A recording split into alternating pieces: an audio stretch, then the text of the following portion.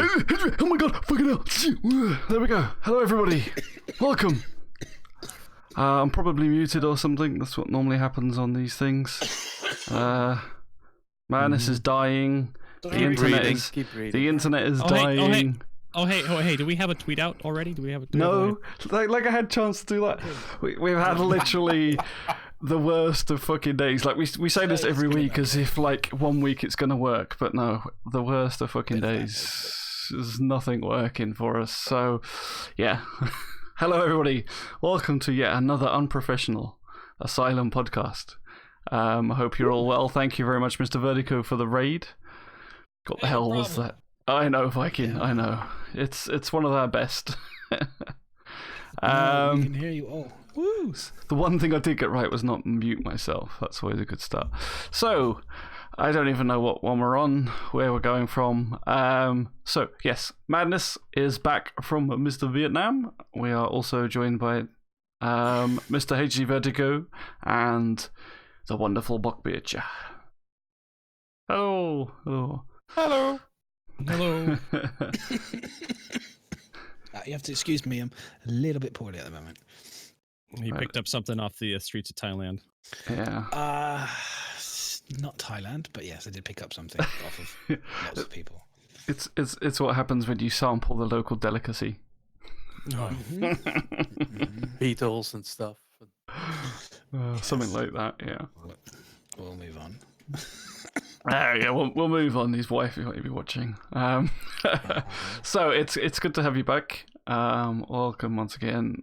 So a few things have been happening in Star Citizen.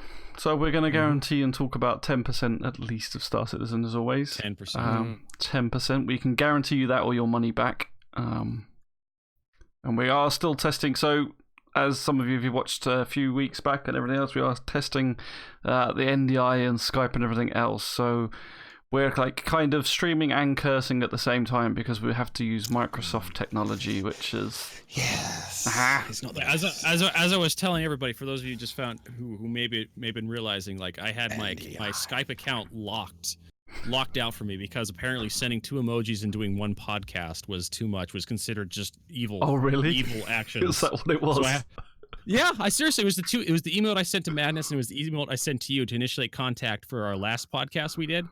And I try to log into to Skype to start to just get the camera uploaded and whatnot so you guys can kind of get it situated for the podcast. And Skype was like, yeah, there's something going wrong. You need to go to the Microsoft page. So I went to the Microsoft page and like, yeah, we locked your account. You're evil. I'm like, you got to send us your phone number so we can spy on you. I'm just like, God damn it. Just fucking Microsoft. Yeah, unfortunately, they're the only ones that seem to be grasping the concept of how to use NDI for things like podcasts. Like the only other, like I said, Zoom did grasp it unknowingly. Yeah, and then lost it. Now it's like, and then they lost it, which is hilarious.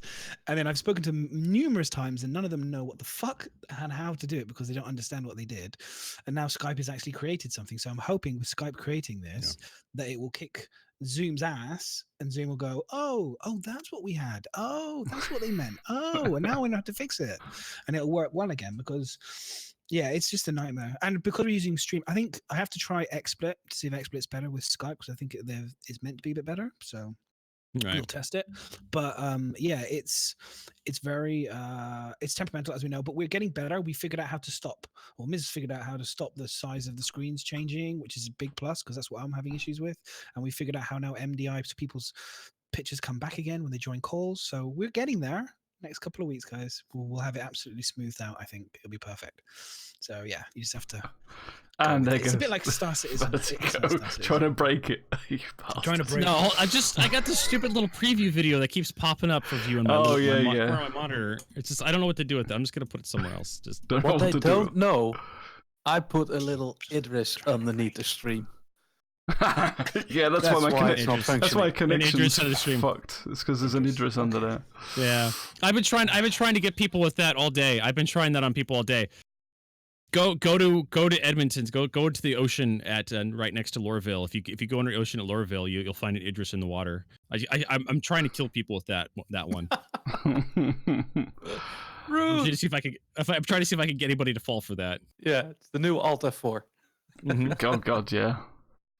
So, Something if happened those whilst of I was you away that with don't Phoenix? understand what we're talking about, it was the release of 3.3.5. Well, not the release of it. We are now on. Is it open PTU? So Yeah. I mean, Yeah. you can always tell when a patch goes to open PTU because basically your Twitter feed turns into a screenshot gallery. And that's pretty much what my Twitter is at the moment. It's just screenshot after screenshot of Lorville. Sunsets. Sunsets. Yeah. So it's we have a look. Hang on, just because in case you. So if you haven't seen it, let me. No, not that one. I had it somewhere. So yeah, the one bloke is someone has done quite a few videos. One that I was going to show at the start of the show, but because we had problems, I didn't. So if you haven't seen it, I'll put the link in chat. It's the Blade Runner style Lorville thing, which I'm sure most of you have probably seen by now.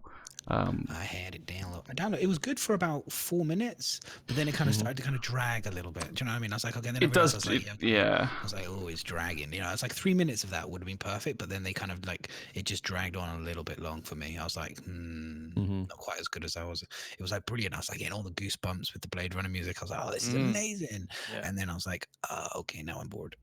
Yeah.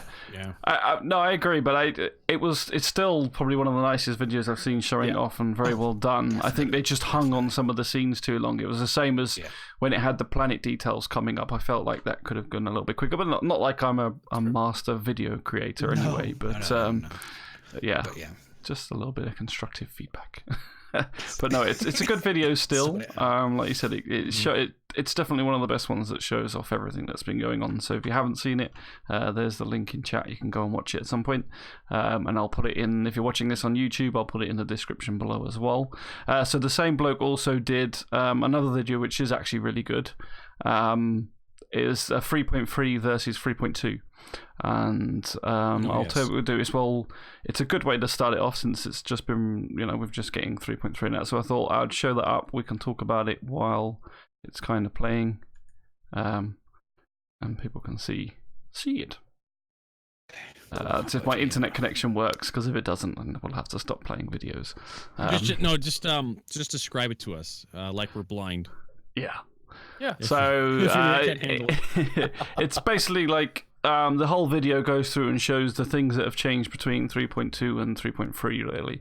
And you got things like the load times, and like we obviously complained a lot when we were playing the game how long it takes to get out of bed, and even now you kind of feel like it still takes a bit of time, but actually he shows in the video just how different it is. That how did we ever live with the way before? It's if I know you're shuffling at it, you're pushing your it's way too long. To be fair, that's how I got out of bed this morning, the long one. It does happen. Out of bed. It does happen. Okay, okay, Odyssey flight suit. I swear to God, the new Odyssey flight suit looks like a goddamn fetish gear. It looks like I love it. I want it. I want it in my house. The only thing I think was... Look, hang on. I was going to say, this is on the right-hand side, you have Batman from the 1960s, and on the left-hand side, you have the modern Batman. That's the way I look at it. Right, it's like, Let's go back a bit. Pants on the outside. Kind of like, really terrible. Like Spider-Man, when the first Spider-Man TV show was, he just had like, no muscle, no definition. It was just literally a pajama jumpsuit with kind of Spider-Man suits. Whereas... Well, that's how spandex looks on people. Like, you don't have really any muscle definition. But I mean, the only thing I think is I thought the whole point of the flight suit was meant to be just an undersuit to the armor, but obviously, I mean, the way they're styling it now is this is actually a suit that you're going to go out and wear if you're just not going to bother with the armor. Because before it's like that's literally just like a sleeve to wear when you stick armor on top of it. Well, it was like they needed. Well, and from my understanding, like the way I look at it, it's like you have all these belts and these pads and whatnot to actually attach stuff to, and that's what they kind of need the suit. It needs to look like a suit you can wear just by itself, but also needs to look like something you can attach things to.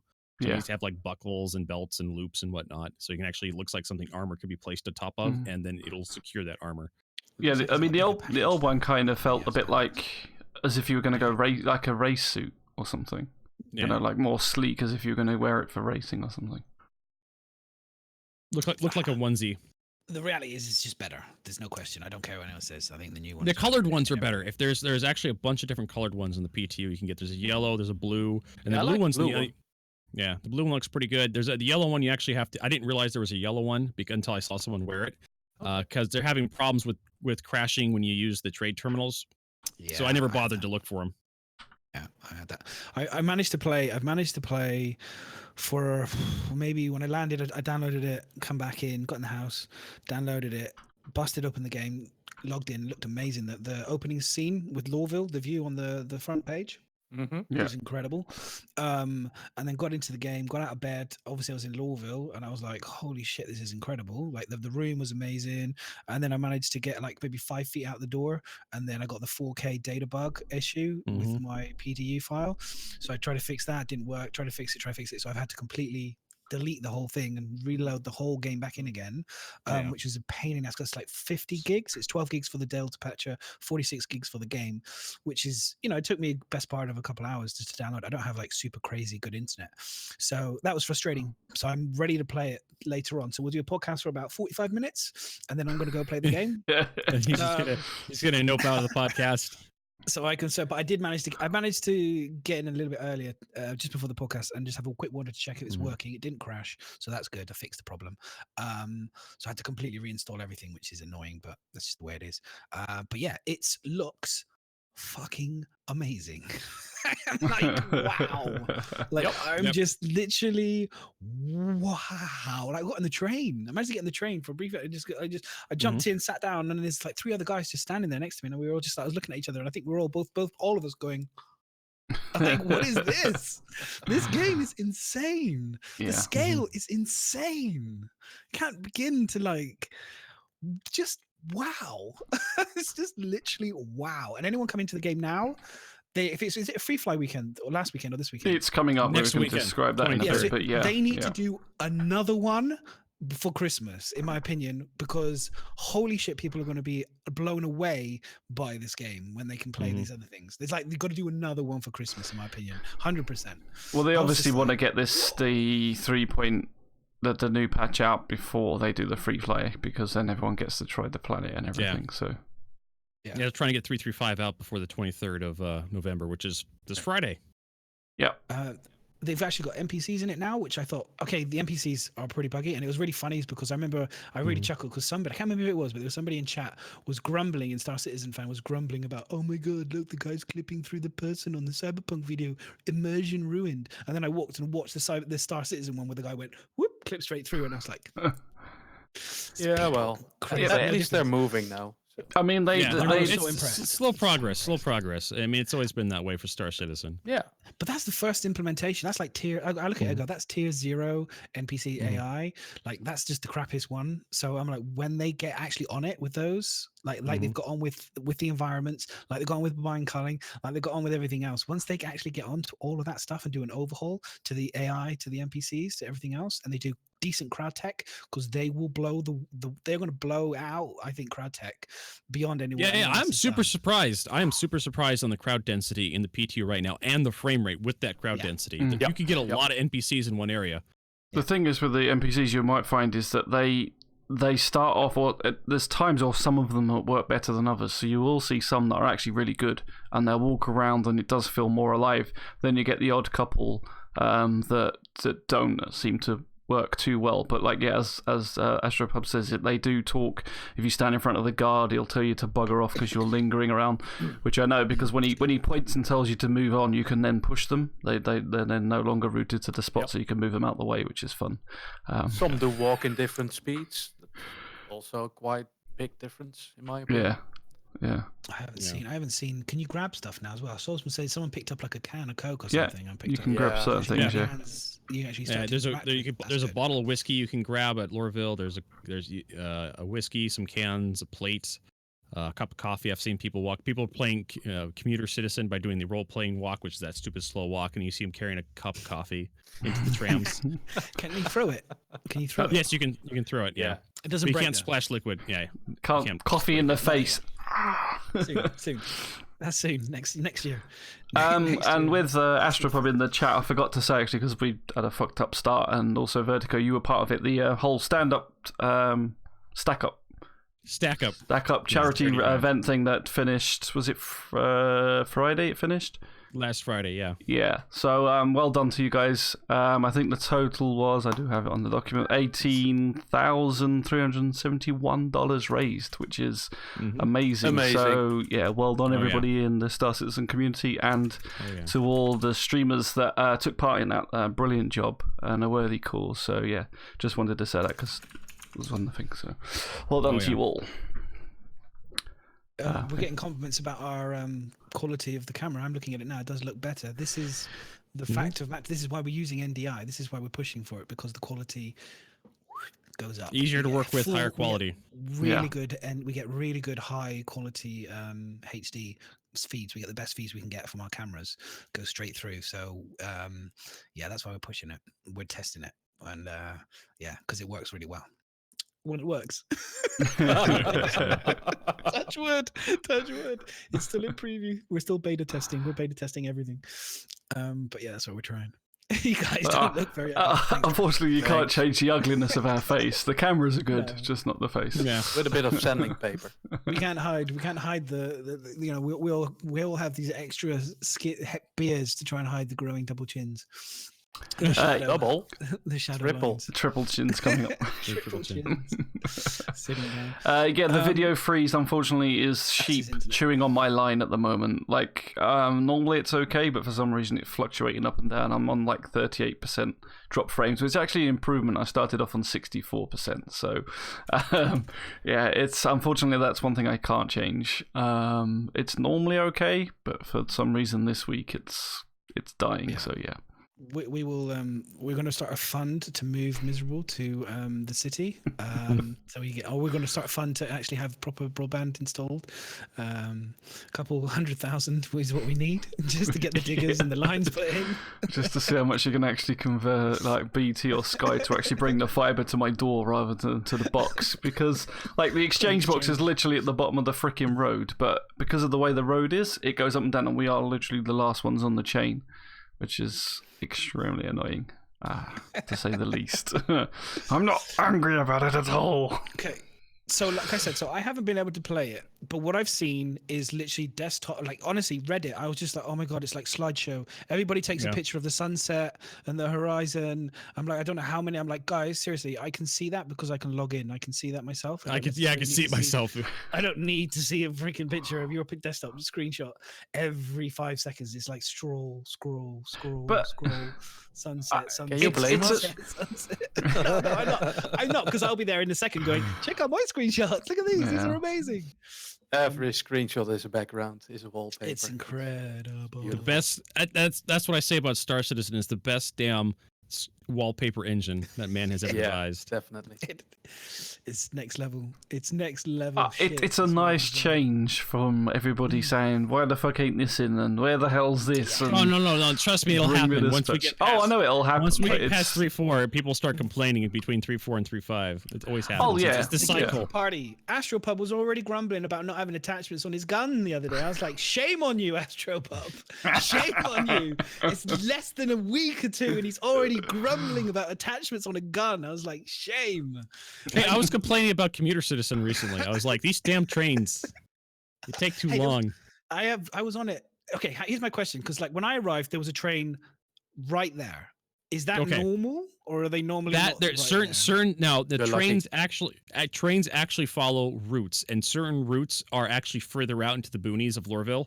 So Tram 4 is actually one of the shortest trams, and it actually comes back within like a minute or two to the station. So back and forth. And they've told me that they're going to fix this. Christian said they plan to have like more trams and routing, actually like real trains. They're going to have, switchovers and whatnot, switchbacks or whatever they call that, switches, and more trains running on the tracks. And so the wait time is going to drop dramatically. But right now they just have one train running back and forth on the same track. So gate 4 is the fastest wait. That goes straight out to just straight out. But tram number 1 kind of wanders and meanders through towards the water through Lorville, and I believe that tram is a 5-minute wait if it's all the way at the other station. I've gotten that 5-minute wait too, and that is just holy crap. But just and think what nobody you could do in goes 5 minutes. Yeah, I was bitching about that. I'm like, I literally can go down during a quantum jump. By the way, we did that. I was like, I'm gonna go get some tea, so I need to go get some water from the kitchen to put into the kettle and warm some tea up. So I go down, I get some snacks, I come back up, and I'm still not even halfway to Hurston in my Aurora. We're talking about the game. Hang on, I'm confused. You're making tea in the game.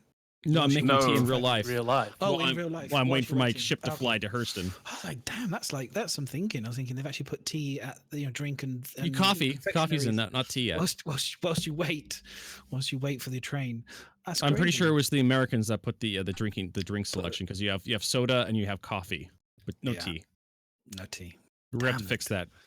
We will. The British, we will fix that. We'll make sure the 42 Squadron 42 has tea in it.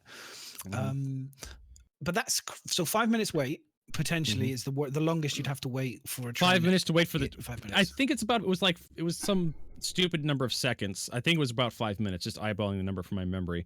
And the tram ride itself is several minutes if you want to go to gate 1. The tram line. And what's the gate 1? It's gate 1, yeah.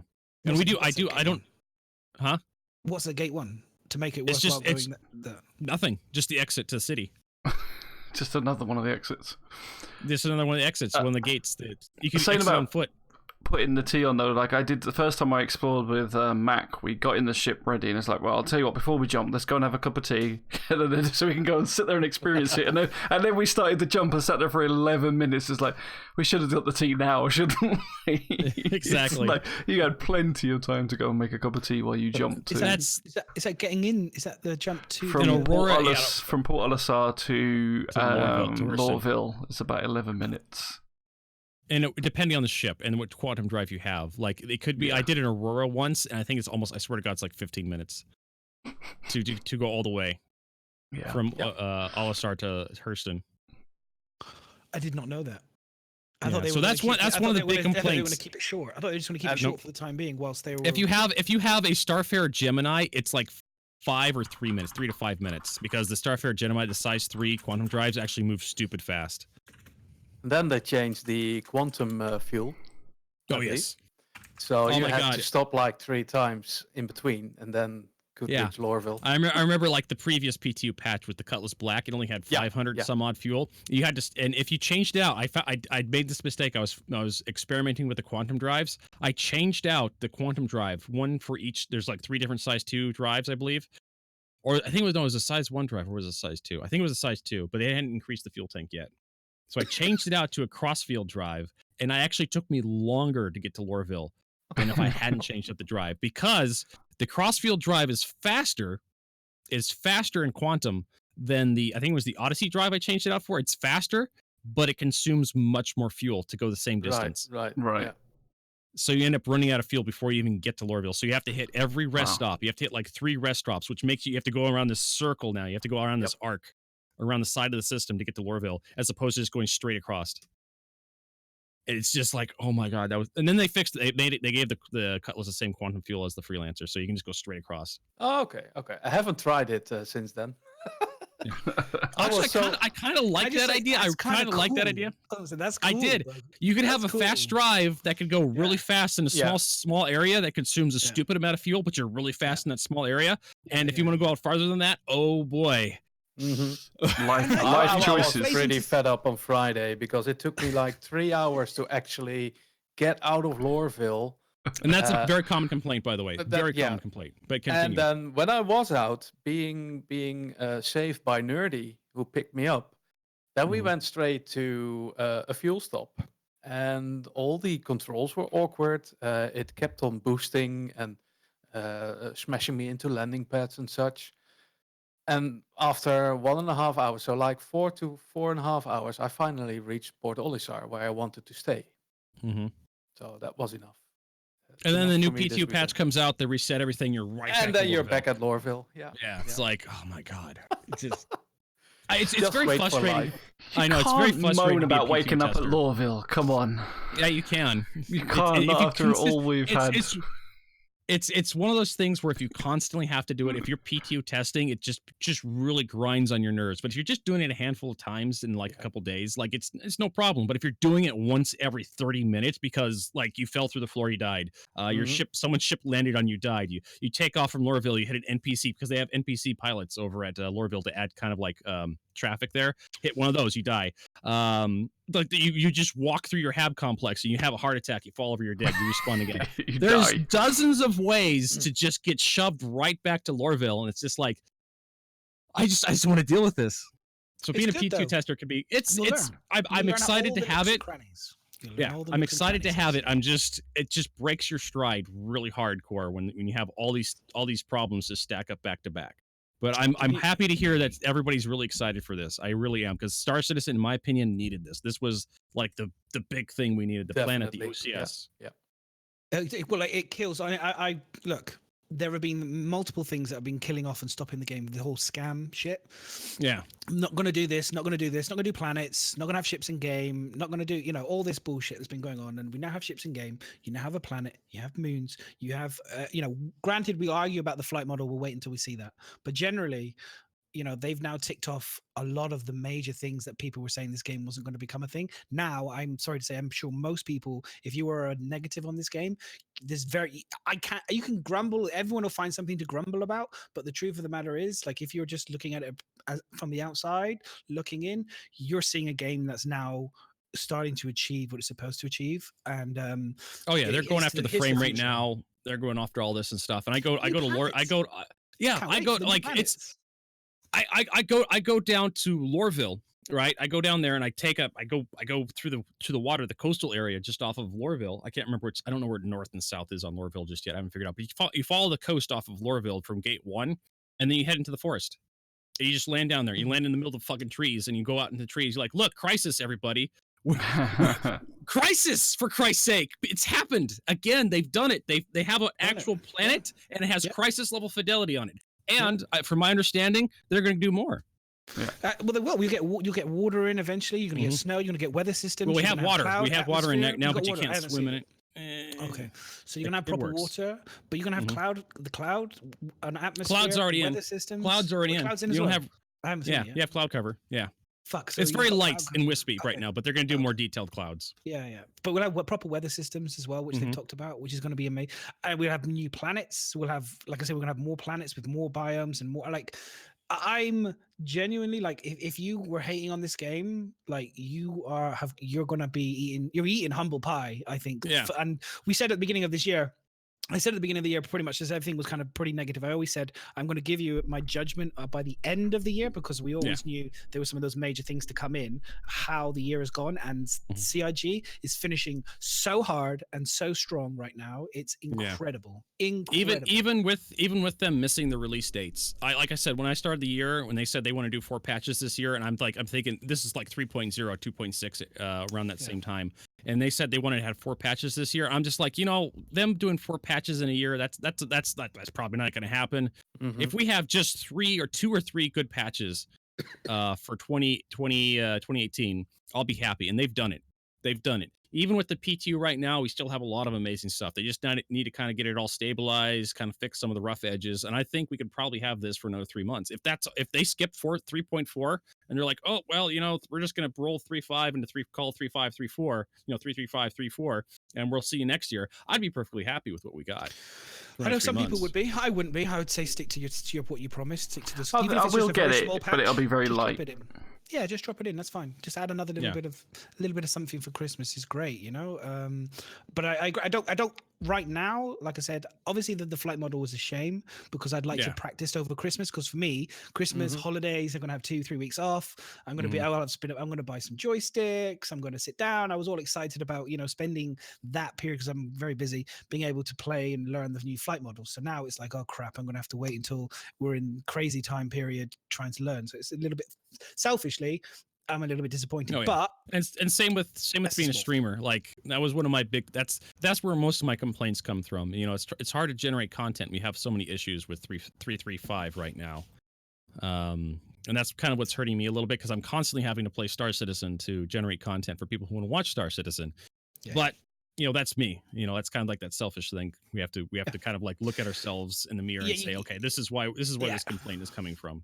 Yeah, exactly. You kind of go, this is just personal. It's just a personal request. It's not like it's, you know, and that's the reality, isn't it? There's the scales. CIG have got the scales of importance. My personal requirement is very that small. streamer over there wants fucking this, right? Streamer. Let's top it up. I'm over here one. as a streamer. I'm like, I would want something really exciting. Can I get an Idris? Can I get access to an Idris to show off my stream? Why, yes, you can. I know, right? You know. I know, right? That's the. I saw the pictures of the Idris being in the spawned in the hangar. They managed to clean it up before I could get to it, so I didn't get it. I didn't get it on camera. And so I was like, "Oh, how interesting!" But you What, had to you have mean, like one of these? the Idris M, right? You had to have the Idris M, right? So and it was actually there was for some reason it was also spawned under Lorville too. There was also someone managed to get gameplay of it. And apparently they have some leaked files on Reddit too, where they have some of the ships that are coming up for the free flight sale: the Max, the Dur, the Misk, the Anvil F7A, the military version. I've been out so the Idris, Idris, Kraken, and a smattering of other ships were actually in the game files for the latest PTU patch. They're not complete. Even the new 300i was in the game files as well. And they suspect they're going to be showing off some of that stuff for the Freefly event we got coming up, because they have every day on the Freefly event we'll have a different manufacturer that you can try out. Oh, how exciting! I can't wait to see the new ships. We're going to have new concept ships. We're going to have new variants. Okay, so I'm not going to say. I'm going to be honest. I spent at least 45 minutes to 2 hours today figuring out what I wanted to upgrade to. I don't know about anybody else here, but has anyone else done that? I'm sure we have. I am like, what ship do I want to buy?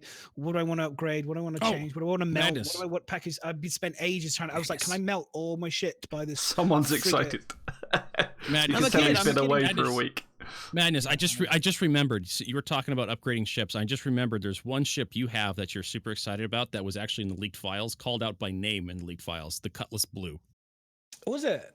Yeah, that's kind of on my cards. Like, it's very hard for me to delete any of the ships or melt any of them because they're all bought with a purpose. The blue, I was like, I don't know, maybe I'll upgrade. It doesn't look like there's any external difference to it. I looked at the model and I looked at There should be a better cockpit though. They showed a picture with the cockpit was different. It looked like a xenomorph. It had a kind of a weird, it had a more round. I didn't notice much of a difference between the black and the blue, but of course I didn't look too close. Between the holo models, but it was called out in the files. I don't know if it's actually ready to go or if it's just they renamed the black as a placeholder. I think they just renamed the black as a placeholder. That's what it looked like, but it was called out specifically as blue. Yeah, in the files. I'm super that's great. That's good to know. I'm happy about that. I'm looking forward to having my the Vulture. Is it the Vulture? The one that's the Vulcan. Sorry, is it Vulture? The one that's the Vulcan's the repair and rearm refuel. The salvage is the Vulture. Vulture, yeah. I'm looking forward to Vulture. When that comes in as well. But okay, here's my thing, because I was comparing this. The Banu Defender is meant to be coming out fairly soon. And we're talking about fuel. It has medium shield. I was looking at comparing it to the Saber. The difference between the Saber has one extra power supply. It has 3 power supplies, whereas the Defender only has 2. It has 2 power plants, 3 shields for the Saber right now. For the Saber, yeah. But the Defender has a medium-sized shield, but it also, here's the interesting thing, it has medium fuel and it has 2 quantum drives. It can go much further than the Saber. Really? And it's got similar powers. It's got 4 size 3 gun ports potentially on it as well. So I'm looking at it going, that ship, I'm just this little tidbit for anyone if you're interested, that ship could be a better fighter if you want to do distance something similar to a traveling. Vanguard, yeah.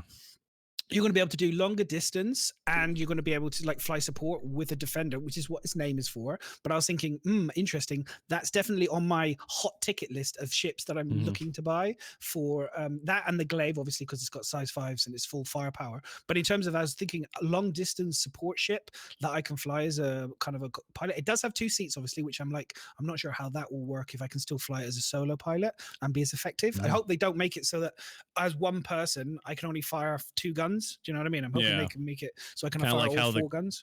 How the Gladiator became. Yeah, how the Gladiator became eventually. Yeah, exactly. I hope that the Hurricane, they don't have that problem, because that would suck ass. But I would hope to be able to fly the Defender as a solo pilot. And the problem is here's the problem. We got concept ships. We not only do we have the usual conundrum with concept ships, we also have the new flight model rework coming up. So people are asking me what do I think about the new flight model rework, and I'm just like, until I get my hands on it, I can only speculate. And I I really don't know where things are going to fall in there. Sorry, it's Banu. Yeah, so the Banu Defenders tied in with the Banu Merchantman. They did mention a few weeks back about some way of trying to link the two together so that... there's interplay between the two. Yeah, the interplay between the two ships, which will be interesting to see. Yeah, which is... And it looks gorgeous as well. It's got lovely the way it stands and stuff. I just like alien ships. I'm all excited for. I don't have any alien ships. It's on my ticket list to buy. Yeah. This anniversary is like I really want to get.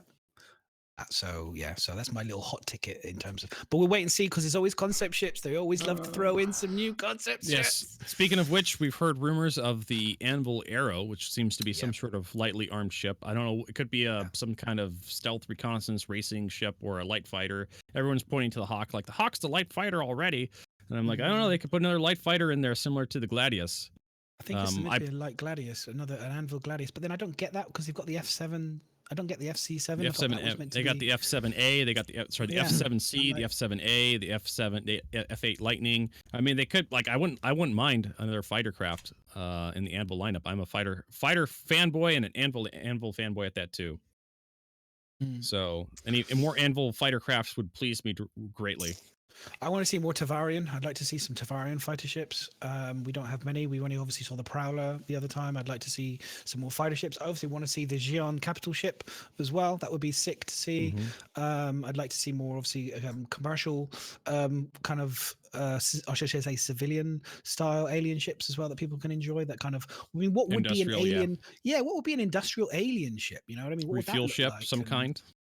Yeah, I mean, well, let's think about this. Let's project.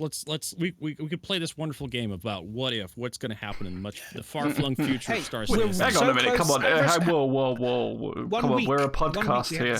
We don't speculate. 1 week we have the sales coming up. So anyone in chat, tell us what you guys. If you're going to buy any ship, just tell us what you're going to buy. Potentially win in chat as well. Just go crazy in chat and tell us what. Yeah, just go crazy. Whilst we talk. You're excited. So if we consider the fact that that Chris Roberts wants one day to have playable alien races where we can play as a Banu, maybe as a Vanduul, maybe as a Terravan, maybe as we better get that. You're going to have alien vocation ships, mining ships, hauling ships, refueling ships, salvage ships, or combinate ships that combine all those vocations into one. So if they don't want to have to build a whole bunch of different ships like a Reclaimer or a Starfarer for all the alien races, they may just combine like a refueling ship with a salvaging ship into one for the alien races. That way, they don't have to build a whole bunch of ships. But they may just go crazy if they. And this is one of the reasons. This is one of the reasons why I absolutely almost 100% believe that I'm just convinced myself they will have concept sales past release, because if they're going to do playable alien races, the alien races will need to have the same vocational ships, or Chris Roberts would want them to have the same vocational ships that the humans do. So you're going to have alien mining ships, and they're going to sell those as concepts. They will sell those as concepts. And should they be better than our ships, or should they be the same as our ships? Because that's my thing. They should be roughly the same.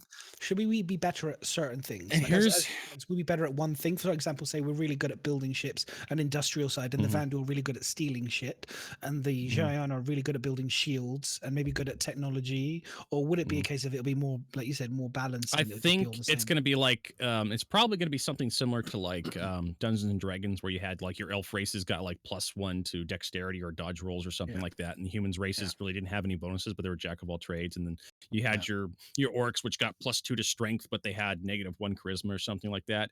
So I suspect the ships will be somewhat similar, because the ships really are, as far as an MMO is concerned, the ships are your class and your race, really. And here's the other thing to think about too. Like some of the aliens, some of the races, humans can't directly interface with their ships. For example, the Banu are much taller than humans, so their cockpits are much larger. And the Vanduul, their cockpits are completely different. For the human pilots. So you may have, when we finally do get alien playable races, you may have to convert human ships to alien ships in order for the aliens to pilot those ships, and they may have a stat reduction or some sort of reduction in effectiveness if you choose as an alien player, as an alien class or alien race, to pilot a human ship with a conversion kit. However, that's going to go. Will that be a possibility to play an alien then?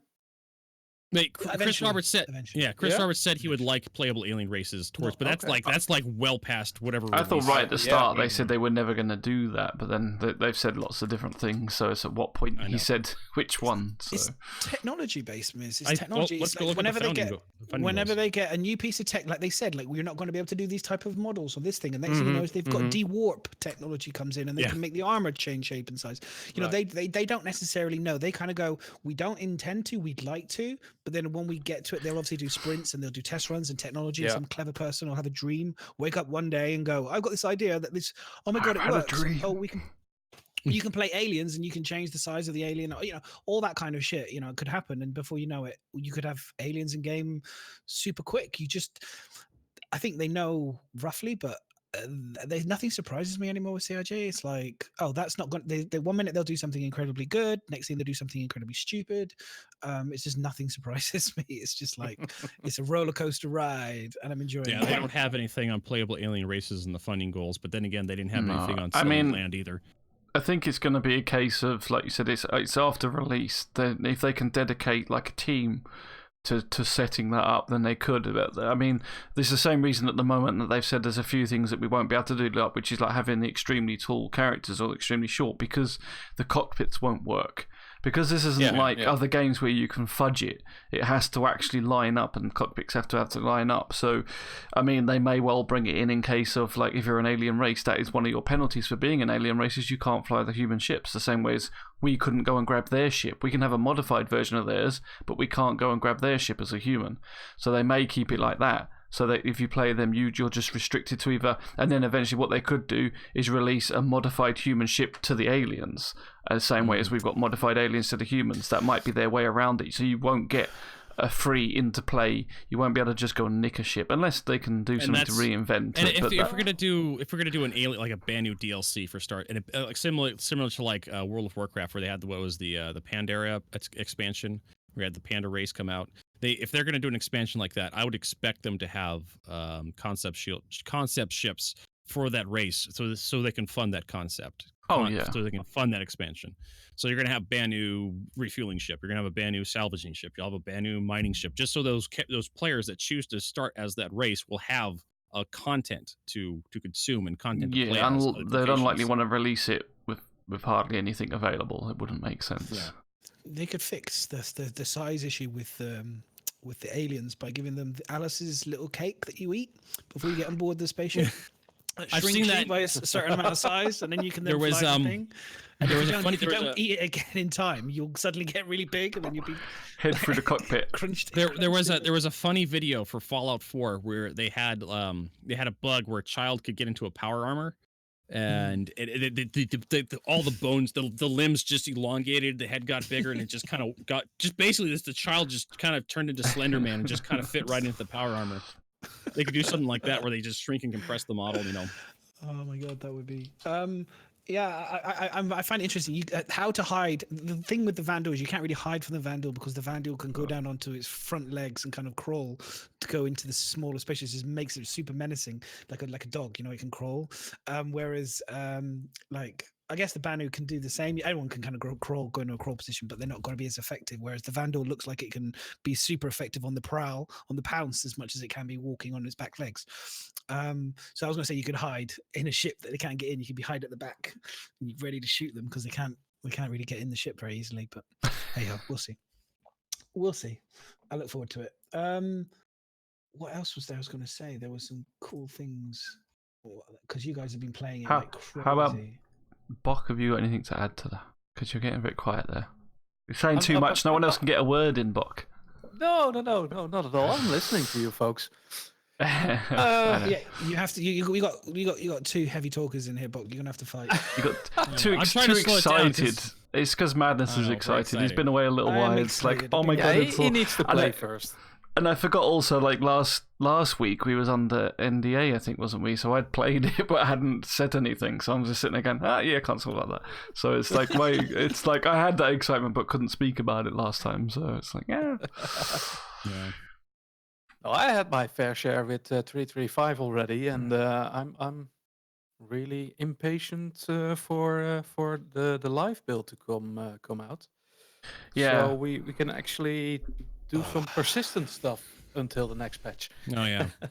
Yeah, because that's the only thing with there being on PTU. It's always like earning the credits. It's like, is there any point when it keeps There's no use resetting for all it the at the time? moment, And it's no. so apart And from especially exploring. now because they are pushing things forward, so each and every patch is out for like a couple of weeks, and then the next patch is already getting into PTU until 3-4, and then we will get hopefully the regular schedule of 3 months, and yeah, see how that goes.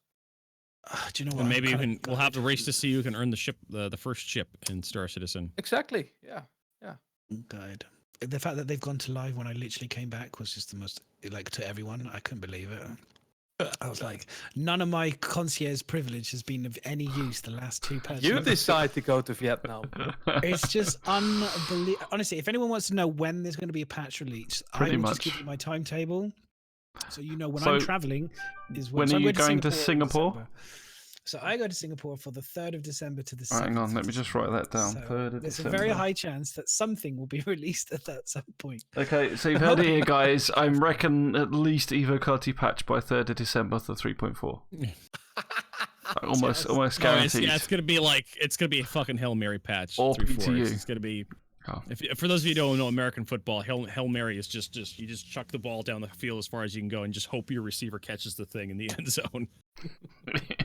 That's pretty much what it's gonna be. 3-4 is just could be. Oh my god, they're just gonna just go deep. Well, I mean, That's what she said. they went as soon as 3.3 went live onto the servers. They dropped 3.35 to Ejectors. Yep. So, how much they've got left? I imagine they got quite a lot left to do on 3.4. But I suspect they could drop 3.4 to PTU as soon as 3.35 goes live. that's what I was thinking. It's yeah. like, do they drop it straight to PTU, or has they got more to do on it? I can't remember what the roadmap said on the percentages You know that what that they were means? at, to be honest. I've got 2 weeks. That would technically mean if they drop live this week coming now, that means that it'll go to Ejectors for at least maybe 3 or 4 days, maybe a week max. That means it will then go to PTU when I'm away. Yeah, that's what I'm saying. Yeah. You know, if they do well, I reckon that will be it. It's going to be. You've heard it here. 3rd to the 7th of December, it will be PTU 3.4. Mark it in your calendar. It just never gets better, does it, Madness? Just never. It's just temporary. Come on. Cry, baby. It's all good. Right. So what was we looking at? So we've discussed the Idris. Does it fit in a hangar? No, it doesn't. Okay. Nope. No. It most certainly doesn't. Should it ever fit in a hangar though? It should fit in a space massive. Here's I think it should the be thing, though. special stations. There should be special building stations for building Idrises, and that should be the only places where you could potentially store one of these capital Like ships. an open dock. Yeah, like a huge open It's dock. a space dock. potentially, Yeah. Yeah, that's the only place that I think. And that's something when we saw the Idris in game and in the hangars, we talked about that a little bit on my broadcast. Is like, how are you gonna spawn this thing in the game? How are they gonna let you bring it in? And my guess, they're gonna wait for the large rest stops, and you're gonna have to spawn it in dock. It's gonna be dock. You're gonna go to the ASOP terminal. You're gonna select Idris, and it's gonna pop out outside the station, attach dock to the station. That's how these larger capital ships are going to come in. Yeah, and especially for start off with the same way as in Port Olisar, where it just appeared and then went onto the landing pad, it'll appear and then be on the docking collar or something. So you can just, it'll just appear there. Okay, here's interesting. I was watching Binary, we're talking about spawning ships. Binary was saying something interesting. He was talking about how he wasn't really feeling because obviously he was getting a load of money. He was saying, "Oh, I'm not really getting the grand event of buying a spaceship for me." I was like, "Well, firstly, you're borrowing money, so that's immediately taking away the value of what you're buying." But then it was like when you do buy, like for example, like an Idris or whatever, he's talking about, "I want fireworks and all the rest of it," and I was like, it would be kind of cool as if they would tow it in your ship. Like they had like kind of you actually watch it get delivered. Yeah, like that would be kind of cool. You could kind of like, there's a big scene, and then you could have like alarm bells at Lorville saying, doo, doo, something like to signal like a huge capital ship is arriving. Oh my Something god! like Your bottle of wine against it. Some cheap bottle of champagne. As long as they don't do it for an Aurora. Yeah. Trillion. Yeah, I know. No. Yeah. I think we've been spoiled by the loot boxes and the stupid loot boxing opening animations we have for all these EA games and whatnot. They all these fancy bells and whistles that ring up that, oh, you got this white item that's garbage, and you got another one, oh, you got a blue item, oh, you got another garbage white item, congratulations. And you had all this fanfare for this garbage you just opened up out of your goddamn loot box. And it's just like, we're going back to like the old days where Chris Roberts was like, back when we played Wing Commander Privateer. Yeah. When I clicked that buy button on that fucking Centurion, and it was just like the sales guy was like, yeah, you have just enough to buy this fucking thing. And I clicked yes to that buy button.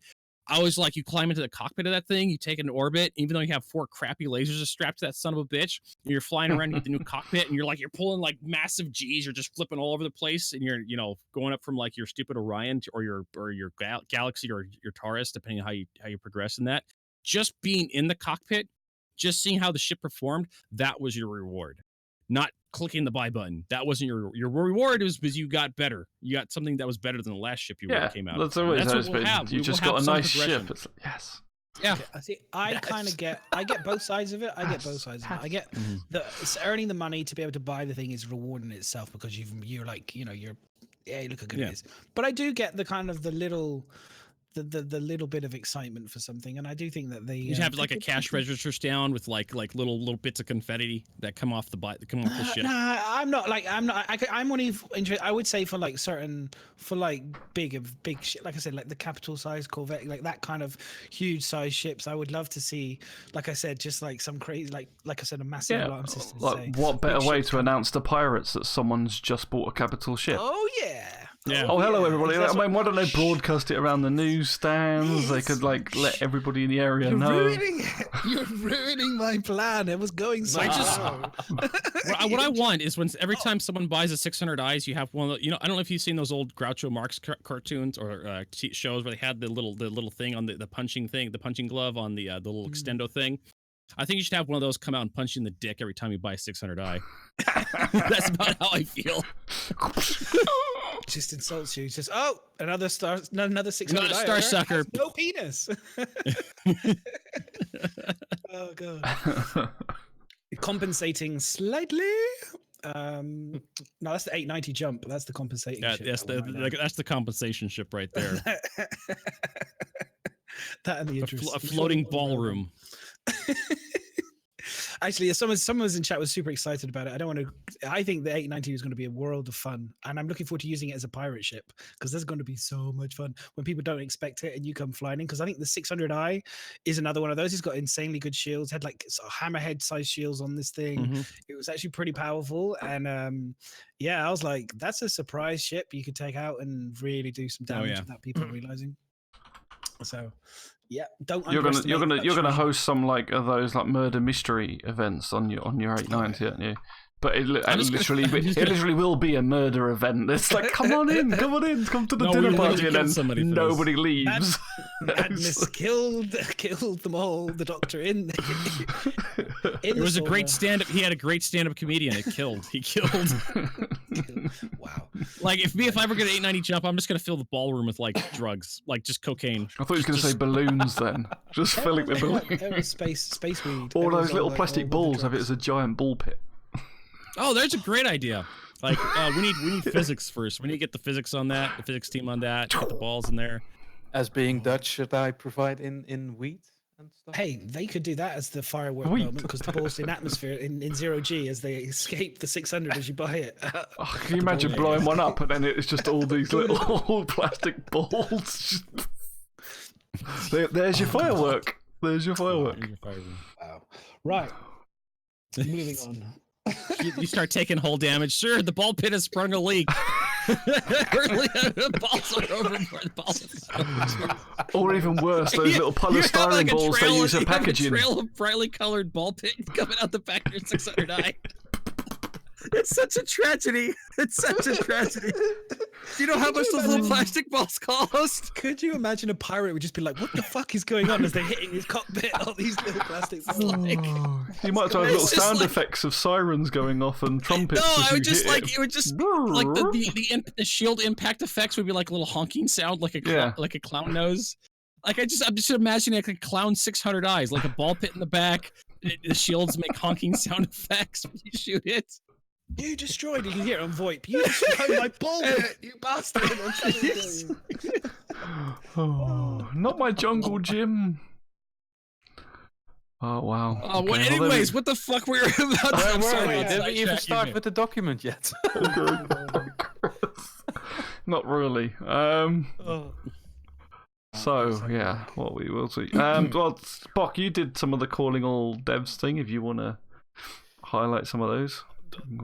Well, yeah.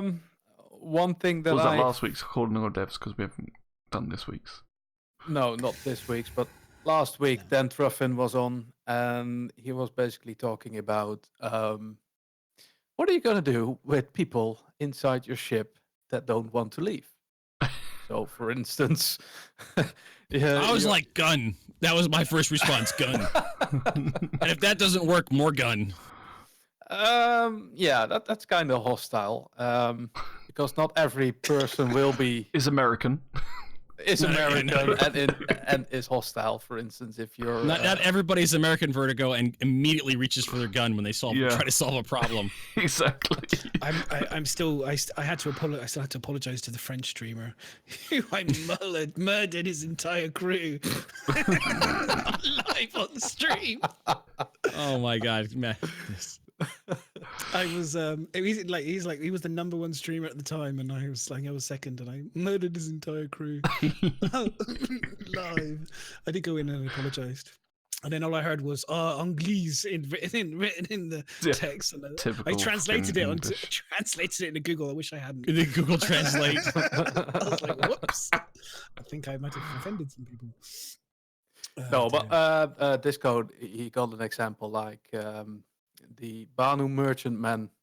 You're there with your store selling stuff, and you want to go with your ship, and there are still people on board. What are you gonna do? So all things that were being spoken of, one of those was teleportation, which is, in my opinion, bad design, not something I would like to see. Teleportation. I'm sorry, I'm still catching up. You'll have to Yeah, so you enable a timer, and let's say after 5 minutes, if the dude is still not out yet, it will just teleport out of your ship or whatever. Okay. Like an eject. Yeah, I don't know if Kind it will of. be an eject, but he's gone.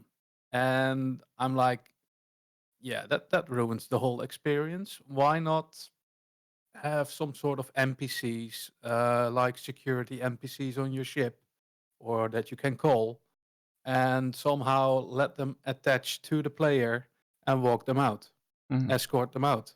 I mean, we're going to have a whole like bounty hunter system, so surely there could be a way to just like electric shock someone, disable them, grab hold of them, and chuck them out the cargo bay. Then get off my ship. Yeah, That's what I want Cutlass Black like a shove action, just pushing you don't belong here and just shove them back. I'm sure that would be a basic. I mean, that must be coming. Yeah. They showed us the grabbing before on Star Marine, where you'll be able to drag soldiers off of the battlefield and things like that. That was a long time ago. And I think that was a different team and everything. Yeah. Yeah, I know. Yeah, but but I wouldn't be surprised if they do that anyway. That's like a pretty basic thing to do. Grab if you're a medic, right? I mean, they're gonna have medics. Gonna have to be able to grab people and move people around. Yeah, you'd think so. Especially if you want to go for like molestation too, you're gonna have that level of fidelity. You're gonna have to be able to grab people for that as well. Right, Vertigo. Grabby hands, right? Everybody say goodbye to Vertigo. That was the last time you saw him on the show. I tried. Okay, I put an effort in. Basically, the first time he sees tits in a game, he's going to be straight away. He's going to be going. Hey, soft body collisions. We can tell who you voted for president. That's for sure. Grab the pussy. Grab the pussy. Grab the pussy. I must grab the pussy. Grab everything. It's like that. Grab your hands. Grab your hands. Make Star Citizen great again with his red cap on. Jesus Christ. I do apologize for any women out there being offended by HCVertigo. me being one of them, he's going to be a female character. Clearly going to be getting groped by HC in game. He's going to not be able to resist it. I'm like, HC, what are you doing? Wow. Unbelievable. So slightly back on track. If there's someone on your ship that you don't want on there, and like say they are a criminal, like are they having visions of that eject thing affecting them? Because I mean, if you're going to storm it and you're going to try and nick the ship, you're not welcome on there. You can't just have an easy system where you go right, you're off, and then kick them off. It will not be an easy system for sure. But the thing that they are battling with, what if you're AFK? Like you're shopping and all of a sudden in real life something happens. Go away from your computer and you're standing there for like 10 minutes. Didn't see the message that you have to leave the ship. Then you will or get shot by HCVertigo. What's the timer now? Do you know what the timer is now for how long if you're inactive with the keyboard? I don't know. Do we know it's about 10 minutes or something like that? Or yeah, there is an activity limit. It's like 5-10 minutes. Yeah. Yeah. So if you just stand there. So, and then obviously, I'm guessing. Here's the thing. Here's the problem though with that is obviously if you're inactive, you go away and then you log back in again. You should be able to log back in again to that character on that ship. Mm-hmm. This is where this game has got its problems. It's going to have some. Yes, you're going to have to. You're going to have to gamify this. You're going to have to teleport people back to the last station they were at if that happens. Yeah, because there's no way unless they log out. You'd have to tell them. You say you're right. You have to go to the bed and you have to log out in the bed, so that way when you come back in, you can spawn in the bed in the ship. If you still don't do that, open up for massive exploit though, isn't it? Because you can go on someone's ship, get on their bed, log out, wait till they get to the destination they want to go to. They think their ship's nice and clear. They can even do a complete sweep, make sure their ship's clear, then fly back with tons of cargo, and all of a sudden someone wakes back up and says, right, they should have done the mission by now. Wakes up, boom, shoots the pilot. You got a ship full of fucking cargo. Thank you very much. It's like, what? My ship was clear. I looked at everything. That's going to be a big challenge. I guess they'll probably show you who's been resting in your bed, because from my understanding, only one person will be able to use a bed anytime. So you'll have. I think once they log out, they said someone else can use it. That was the plan. Whether they changed that might change.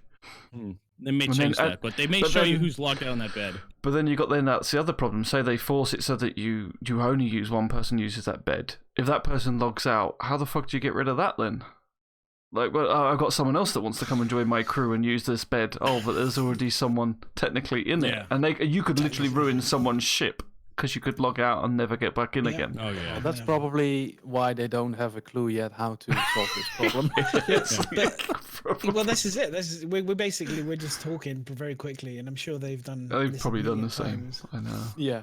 And everyone's kind of gone into the reasons why this won't work or why that won't work, and they need to figure it out. There may be a case like HC says, you just have to gamify, and it's just the way it is. Or like I said, you could make it so that the chambers that you spawn back in again, like the beds, have doors on them. But then even then, you still have the problem like we were talking about, because it's like then they can't open the door type of thing, and you can see the sucker and then just eject them into space if you didn't like. Boop. But I don't know. We'll see. I don't know. I honestly don't know on this one. I'm not a game dev, so I'd have to think about it a bit more. But I can see every time you think of something, there's another problem. You know what I mean? Like we just did then. I mean, overall, I think it's going to come to a point of it's like what's fun and what will work, and I think it will be a case of they may come down to a thing where it's like Vertigo said, like someone logs in your bed. You know that's been used. Now, you can either just let them have that bed until you're ready. If you want to free that bed up, you technically kick them and they'll respawn their hab that they own or something when they next wake up rather than on your ship, which breaks the immersion a bit. But as far as thinking on it and like on our feet, I can't think of a real solution other than that, to be honest, because otherwise you just open up to a shit ton of exploits. But you can't have it automatic either, because if you want someone to stay on your ship who is your friend and you always travel together, you don't want it to automatically kick them after you log off or after a week or after a day, because you might always want to fly together. So you do need to kind of lock that bed in. So the power needs to be with the captain. The captain of the ship. Yeah. Which would make sense, because they have to figure all this shit out for the from the smallest ship to the capital to the biggest ships, because obviously the bigger ships are going to have even more people, so they have to figure it out. There's no question. They do have to come up with a solution. So when you got 100 crew and players on board, that's going to get complicated shit. And like you say, have a manifest list. I mean, you're going to be like cycling for days going, I know he's on here somewhere. Or maybe connected somehow with Spectrum in your friends list or your organization list, and I'm sure you'll be able to always allowed, or friends stay in the bed, non-friends get kicked out. Yeah, that could be one way. So you can have friends with benefits. Friends with benefits. Yeah, so you do Or beds with benefits. Beds with benefits. Non-friends, but then beds with friendabits. For streamers, stream sniping it's going to be hell. I'm just carrying on. It's just going to be hell. Because if you think about it, like because you sometimes add somebody as a friend or whatever, and if you forget that person's been added and they stream sniped you or they waited their time and then killed you, give them different levels, then I suppose, don't you? And they could just keep being crafty. Do you know what I mean? If not that I'm ever a troll, but if I was, I always sometimes think like, if I were a troll, and I think that's how you got to think. You got to think, how could I exploit this to do this, or to be a pain in someone else? And then it's like, okay, this is what I would do. So it's like, that's what I'm thinking. Is like, if you were stream sniping somebody who's a streamer, you'd befriend. If you're smart, you'd befriend them. You wouldn't kill them straight away the first time. You'd wait a couple of times until they've forgotten who you are, and then you'd spawn in, and then you maybe kill them and do it on the sly. So they have to figure it out. Sorry, I'm giving people advice here. Coming from experience. Don't do it. It's bad. I do it to think, and I'm sure. I mean, everyone does it. This. I think CIG guys have said that they when they get something new, they always look at all the ways it can be exploited first before they really implement it, or they try their best to go through as many of the exploitations that will affect something before they put it in. So, we'll see. We'll see. It's definitely cool though. Definitely cool to see. Yeah. And I think the other thing on calling all devs was you put about the voice commands in SC. I like the way that Bock put that Hey Google is going to become Hey Chris. Hey Chris, tell me the way tell me the way to Lorville. Wow. You'll have to explain this to me as well. So what does this mean?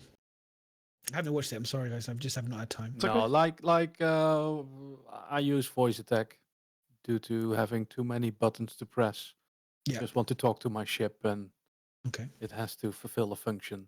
So they're gonna build that into Star Citizen, but without adding all the keybinds and stuff. And but that also raises questions about how modularity it is. Do you have macros that you can create? Can you have what's your flexibility in it? And that's in early stages. I think I don't know if it's already in their internal build, but it's a make or break. I don't know. Maybe I will stick to voice attack. Yeah, I mean, this is almost like the whole thing with the whole Spectrum and Discord. It's like another thing. They're trying to do it themselves rather than letting people use what's already there. And I kind of don't understand the whole going away from key bindings, if that's what they said. I can't remember that one, but what's wrong with it being a keybind activation? Because it means you can then do it on the keyboard and voice.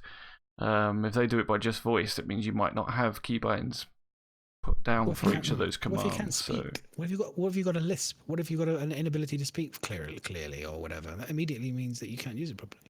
I think there will be some sort of training of the speech recognition, just like what's built into Microsoft Windows. But will it be just as flexible? If you have it, I don't know about. I have a borderline speech disability because I come from the West Country. But if I had a more severe one, it would be useless, and it could be a real problem. I guess you'd be able to switch it off. You just have the off button. You just go, switch it off. Yeah, but, definitely. You don't shut up, ship. So long as it's not. I'm always like, the advantage can't be too severe. Do you know what I mean? Like, you can have a bit of a bonus from it, but it can't be too crazy. It kind of bugs me. That's why, for me, stream decks and key bindings and stuff are always kind of the way. I always want to have the button pressing. I find to be much faster still than talking. Talking is very slow. On the other hand, I'm quite far away from my desk when I'm flying, because my joysticks are mounted to my desk and not on my desk. So I can't always have a good reach to my keyboard. So I don't want to press the N button each and every time I want to lower my gear or open up a door or whatever, or the F key. Yeah. So I mean, it's quite useful to actually speak. Open door. It unlocks the doors. Opens the door. You need a dick pad. That's a new thing. I'm going to start I'm going to start a campaign. Basically, you just put it between your legs. I already have one knob. That's sexist, so that's no good. I'm thinking of something for the women as well. I suppose what they mean by the key binding is you will be able to keybind most stuff. I suppose what they may mean is stuff that isn't keybindable anyway. Like maybe you'll be able to say to your ship, decompress the cargo bay. Now, there might not be a specific button on your keyboard to do that. You could go through the menus and decompress your cargo bay, but maybe because they've built it into the game, if you did it by a voice command, it would be able to do it. Yeah. That's probably, I presume that's probably what they mean by that. Another thing I was thinking of, what about aliases? Now, one time I can say lower landing gear, and the other time I will say landing gear down. See, it will not be it recognized speaks unless more to my dick thing. Honestly, this is Yeah. brilliant already. I can hear it. I can hear it now already. Landing gear. So this down. is the last show that Madness is also going to appear on. no, Sorry, but are I they got going to vision. build in all those? Are you sure? Are you aliases? sure you sick, Madness? Well, whatever's wrong with him, there's no cure for. I can Delirious. guarantee you. Delirious. Absolutely delirious. Carry on. Sorry, Bock. I was just carry on. I was just getting a picture of you naked No, but with my does design. it mean we have to remember all the commands Actual- exactly how they implemented it? That can be a problem, because what I do in voice attack is I'm thinking, okay, what could I say in this situation? Is it landing gear down or deploy landing gear? Shit, I'm gonna crash. Yeah. Shit, Or that's shit, my shit, one. That's shit, my. shit. That's from my Exactly. eject. Shit, where's the brake? Where's the fucking brake? Yeah, I see Or that. I eject. see that a lot. I see it a lot with people. Like when we see the combat pilots, missile lock, missile away, and then it doesn't work. Missile away, missile away, missile away. Exactly. And he suddenly goes, they've just put the radar on, scanning. Yeah. It's It's like, someone oh, was saying the same thing to me about their Alexa thing. They're saying having it as like an alarm clock. He said it's all great, but when you wake up and you're half asleep, you can't remember the name, and it's just like, shut up, stop. Oh, what's the fucking name? Shut up, please. And you just sit there for like 10 minutes trying to think of what the fucking name of the device is to like shut it up. So Question. Actually, talking about that, can you set the device to have a plethora of words that would be related roughly to the action? So well, that's what we're kind of on about. Yeah, that's pretty much what we're that's saying. what you're on about. I'm putting in multiple sentences or words that I can use, which means or do the same thing. to do the same thing, and it works well. That works. Or is- That works all the time. It works Works all the on voice attack. Whether they will have that Yeah. in game is a different thing. Yeah. Well, voice attack. I mean, I have it as well, but I've never installed it properly. But I can't do without it. I yeah, need I to kind of. install it. It's It's for a good- streaming. it's a For good streaming, it's a no user because like I'm talking, and then obviously I'm talking, and then that voice attack goes off, and then it's a nightmare. Nah. You have Because I to- talk too much. It's you 'cause I have to talk too much rethink. bulk. Yeah, I've too watched a chatty. streamer one time. He was streaming Elite Dangerous, and all of a sudden he was talking to his crowd, Mhm. and he said the word boost while inside the space station. Yes. That costed him his ship. Never works out. Trust me. That's one of the reasons why I don't want to use voice attack myself. Was Yeah, I just. There's some I'm gonna stick liability with there. the buttons. Stick with the buttons for me personally. The old-fashioned. it Think can't make pressing. me any worse. That's true. It can. We'll see. We'll see. I'm looking forward to testing that theory out. That's for sure. We can always try it out. What else was there on the Alright, RTV? so we had that was calling all devs, but that was mostly it. Go on, Idris. Then there was reverse to verse, which I'll be honest, I struggled with. I struggled with this bit. for this year. The visual effects team, they don't even know what they're answering themselves to try and. Oh, just- I I did VFX for film, so I should know my shit. Yeah, but they did. It's like we're what is video VFX, and then they just turn around and it's like blah blah blah blah blah blah blah blah blah. It's not lights. It's not lights. It's not It's not lights. lights. So we've got that. Basically, it was fish. Oh, Oh, gosh. yeah. Visual effects. Fish. Gotcha. Well, actually, we'll let yeah, fuck it. Yeah, I don't know. It was just a bit of a. It was just a I'll have to watch confusing it, and I'll answer. give you. I didn't get a chance. Like I said, I haven't got a chance to watch it, but I will watch it, and I will give you my opinion next week. I'll tell you what, VFX. we'll leave this till next week because then it gives Yeah. Madness a chance because this is his field. So we did that before with something else. It gives you a chance to It, have a it look at was it. And then, interesting, but by the see if I time can- they gave their answer, you were like 10 minutes further along in the story. Well, Yeah. here's the thing for me. I don't know much, but all I can say is I know that VFX They make things look pretty. is mostly about problem solving and figuring out creative solutions for how things will work, and obviously make it for games. It's still the biggest challenge is obviously reducing it so that you can run it. When you do film VFX, you don't have to worry about that. You do worry about it a bit because it's time consuming to render it, so you try and reduce the render time.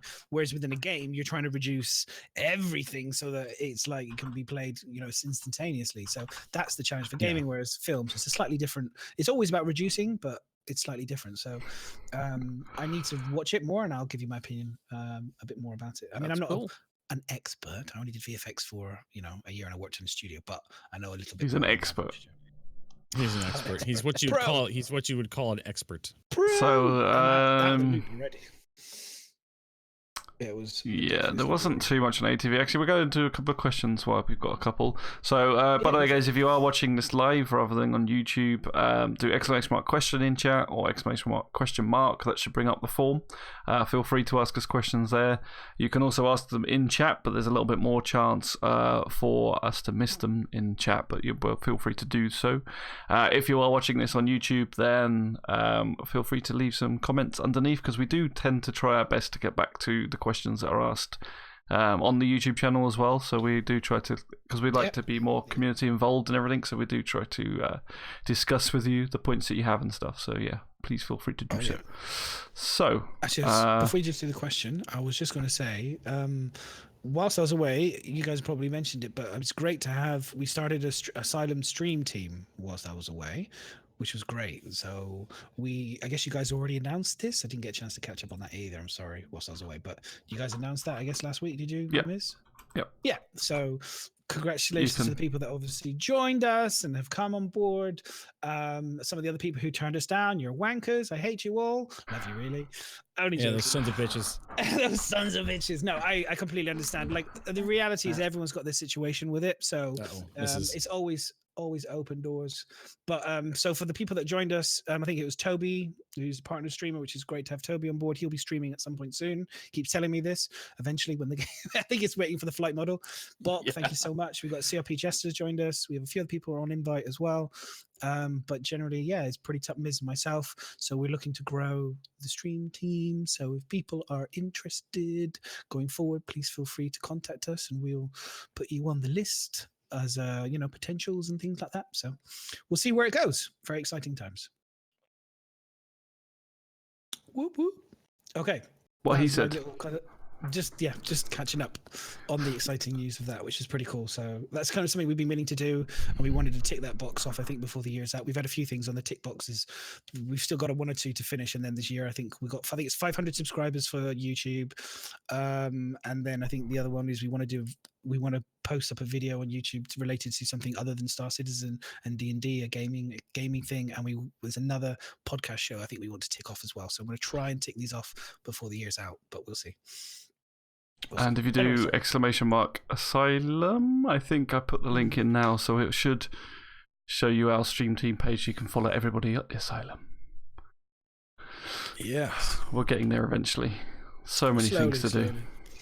Yeah, well, with busy lives, unfortunately. So it's a slow process. Okay, so first question we have is from a concerned citizen. Always starts off well when you see that. To everybody, how do you guys feel about CIG's recent conversion to a CPVS system going forward? Will it cause a huge delay in the workflow? Come again? What the hell is CP, what's that? CP what?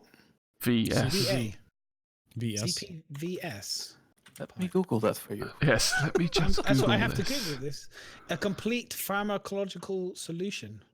So it's focused on consulting firms specialized in providing pharmacological and clinical services for drug development. Slightly different thing I'm looking at. Continued process verification. I don't know what it is. Interesting. Common procedural vocabulary, European Commission. Darling, that's the same thing. This is where you come for the professional. So our opinion is that it's going to be It's very really complicated sounding, and it's- it it's- has for it. words in it. It's going to It have has some words in it. hurdles. It's going to have some ups and some downs. There'll be some plus sides to it. There'll be some things that will go through the process much quicker. But unfortunately, there will be some things that will also take a hit. But overall, I think that they know what they're doing, and they will put forward a solution that will overall increase time flow from between production to finish, and we will see a better product at the end of it.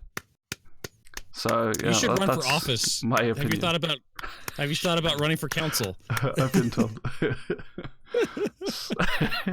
So I don't know what you guys think. I don't know what you guys think. Absolute bullshit. I don't know what you But I guys love think, it. but that's what I think going forward. No, okay. I trust CIG. I trust. Yeah, that's way too technical for this podcast. I think. I love it. I love it when people come in here and start throwing these big things around, because it's like, I think they're deliberately trying to make me feel like a fucking spanner, which is easy to do because I am a spanner. But that's, yeah. If you want to do things like with acronyms, can you just tell us exactly a little bit afterwards, just with the unhyphenated, just to tell me exactly what it stands for, so I can kind of Google it quickly and go, yes, that's a good idea. I like it. So I think I covered it anyway. It's all good. You smashed it. Jokes Thing asks, what do you think will be the most effective way of earning credits coming quarters, quarter 4 to quarter 2, 2019? Probably, I guess, the cargo running again. If you've got like a big enough ship, I imagine that'll probably be the drug running. Probably finding out what those goods are that are worth the money. Scavenging. That'll probably be still the big stuff. Until you can steal other people's things. Like if you can steal other people's goods and sell it, I would say that could potentially be that could be a big one. Yeah. That's what I hope. When we can do that, then other people's hard work that could be stolen. Unless they start upping rewards for the other stuff as well, like like bounty hunting or whatever. Bounty hunting, cargo, whatnot. They need to make cargo more worthwhile, because those half SCU crates are just honestly not worth the time it takes to pick them up. No, but when you get get like the bigger ships where you can stick a shit ton of cargo in, they're still going to probably be the best way to make money, I think. Well, the problem is then it's like, how do you unload a ship you've pirated? Unless you're going to steal the whole ship. Yeah, that's a different thing. Yeah. Well, that's whether it's the salvage, isn't it? You need the salvage to kind of. I know what you mean. How do you well, that's why I'm hoping. My plan is that you can physically kill the people on board, steal the ship, and take the whole ship, land the ship. It becomes yours effectively for a period of time, and then you sell everything on the ship and everything. But cargo drones, they have them lying around the new hangars. The rest stopped hangars and the Lorville hangars have new cargo drones that look like they're ready to manipulate the one SU. And if you're paying attention, ladies and gentlemen, if you use your eyes, someone had to tell me this. There is an extra large cargo drone designed to handle the much larger crates that are currently in Star Citizen. You can't equip them to your ship yet. Okay. You don't, but you have to go to Lorville hangars. You can see them in the extra large Lorville hangars. You have to go to where the drone repair bay is, and you look up, and they're sitting inside like a cutout up above the drone repair bay, and the extra large Lorville hangars, and they're even in the large Lorville hangars too. That's good, because we know that we're going to have the drone spiders as well, aren't we? So the drones are obviously going to be a serious thing to contend with. I'm interested to see how that's going to be in combat as well, with combat drones and things. I think the drones are like an easy solution to things. And maybe not programming them, but they're an easy answer to how do you get this off, how do you get that done, how do we do it when we're not there. It's like drones can repair, drones can fix, drones can salvage. They're hovering, they can hover. They come up, they fly over, they can pretty much go. They don't have to worry about the ramp angle, because if you have like a standard material handling solution, this is something when I was a mechanic, when I was fixing forklifts, you had to worry about your ramp angles, because if your ramp angle was too steep and you got to the top, your forklift wouldn't go any. Your forklift couldn't go any higher. Like it hit that top angle and just start teeter-tottering like this. So the drone fly, because it doesn't matter what angle you land at. You deploy the ramp, the drone flies right into the back of the Cutlass, right in the back of your Freelancer, right in the back of whatever ship you got, and grabs the box and flies out, and then deposits it somewhere, and then it just disappears, and then it just goes into the station's inventory anymore. You don't have to worry about it. So that's what I think they're going to do. Also, we have larger cargo boxes coming, so that's something to look forward to. Well, they could do. I mean, again, game breaking, I suppose, but you can do it so you can track to beam. I guess the track to beam thing will be a thing. Tractor beam unloading, and it could be a time based thing. So you might see like one or two of the boxes kind of getting sucked in, but it's not really showing you every single box that's being sucked in, but it could be kind of like on a timer thing, and then eventually the timer's done, and then you've got everything, you know, that you could salvage possibly from there. There might be a few things that maybe get left that are stuck, or maybe you can only salvage a percentage of boxes from the vehicle rather than the whole thing. Or if you want to do the other bits, you have to get off your ship and go and manually get those things, and then you're at real risk. If you want to do quickly, you can get a percentage. You're not going to get the whole lot. If you want to gamble and be more risky to get everything, then maybe you get off the ship and take longer. And my and then guess, you're at real risk. And my guess, if they're going to do the drone stuff, you may have like a drone remote control item you have on yourself, and then you'll install drones into your cargo bay, kind of like how the Cutlass has the vehicle landing bays. They'll take a portion of your cargo bay, but they'll help you, speed up the loading process for cargo and whatnot, allow you to manipulate much larger stuff. But like you said, they're probably going to have to do some hand waving stuff, like a drone picks something up and then it just depletes like a stash. So it goes back and goes pick stuff up, comes back, and just basically just picking up like a couple, like there's like a 3 or 4 pickup points for the drone. It just keeps going back up to those points and just keeps retrieving it. It depletes the cargo inside. Yeah, you probably won't see it physically pick up every individual box, and then it'll be like, it probably has, that's why they have like the grid zones. It's probably like if you put stuff outside the grid zone, which we know you can do, maybe the drone won't recognize that as something to pick up, so it won't disappear. So those you'd have to manhandle. Market for the drone or something. I don't know. It's an interesting idea. I want to see it. I want to see this fleshed out. But cargo's not on the not even on the roadmap. I think because no cargo improvement. The way they've got it at the moment, it works. It's a doable thing. It's like, yes, it doesn't follow the whole fidelity of it all the way through, but it's a working mechanic, and they want to probably get the other mechanics in until, and then they flesh the other ones out. I think is probably more the case. Yeah, definitely. I think so. But cargo mining will be probably the easiest and most standard way to probably make money, or probably the simplest. Like usually it tends to be in most games, like Eve and other games, it's like if you just want that easy, quick way of making a little bit of money without any real I won't say that there, but mining is easy at the moment. Yeah, it's easy to mine. Actually, but it's I would almost useless. disagree. I would almost disagree with you, because I haven't done it much, but you go for it. Because I've been mining recently, and there have been some really easy mining jobs that I've gone on. You go out, look for some trash, really trash materials like aluminum or titanium, and those rocks tend to be piss easy. But if you want the really good stuff, you have to find the really unstable rocks that are really tough, that take and I literally have to tell chat. I have to tell chat, like, this is almost like a dogfight. I just have to tell chat, I can't pay attention right now. I got to focus on this little bar right on here. That line. Make sure. Yeah, you got to focus on that one little line. You got to make sure it doesn't get into the red, because if it gets into the red, you got to cut power real quick. Yep. But what I love, and I have to give CIG, I couldn't in my mind imagine how CIG can make mining better, but they've managed to do it. CIG has managed to make mining more interesting. Oh, absolutely. By making the last patches. Because I have the last patches. I need to try so that you have to try this. This is the wonderful part. The minerals in your rocks that you break do not evenly distribute across all the rocks you break. So it is possible to find a really garbage rock that has a real low percentage of a valuable material. It's actually worth breaking that rock on the off chance that all that valuable material ends up in just like you get like 90% of that valuable material in like one chunk of that rock. Like, yes, if I have like 50% of greasium in that one rock, I can crack 3 of those rocks, and I'm full of cargo, and my cargo is like 20% of greasium. That's 20 grand right there. It takes a little bit of time, but it makes even chasing the garbage rocks before, like in the 3.0 brand when they first added mining. Yeah, it makes those garbage rocks actually worth cracking just to see where, just to roll the dice and see where all the minerals end up. So, Mining's gotten a little better. Answering the question, because they were saying about what's going to be the most profitable way. Well, it can be more profitable, but it takes you more time. Yes. If you're you have to, if you're doing like what I was doing today, just finding rocks that have a greasium, no matter what percentage it was, and just breaking them just to roll the dice to see where the minerals fall. That takes time, but it's better than having to fly around constantly and look for that one rock that has that really high percentage. Yeah. Now you go down, you find the rocks you want that have the minerals you want. You like, it doesn't matter the percentage. You can just crack that rock and you see what the rocks what falls out of it. And if it doesn't have the distribution you want, you move on. Good. But now you're actually playing the game. You're actually not just flying around. You're doing the mining stuff. Good update. But then you're saying about the time book. I mean, if they make it so that the time, say for example, Lorville sells the most, it gives you the best value of trade, for example, then you've got a huge. Could you imagine, like, so if you want to make those huge runs to make huge amounts of money, you have to go to Lorville.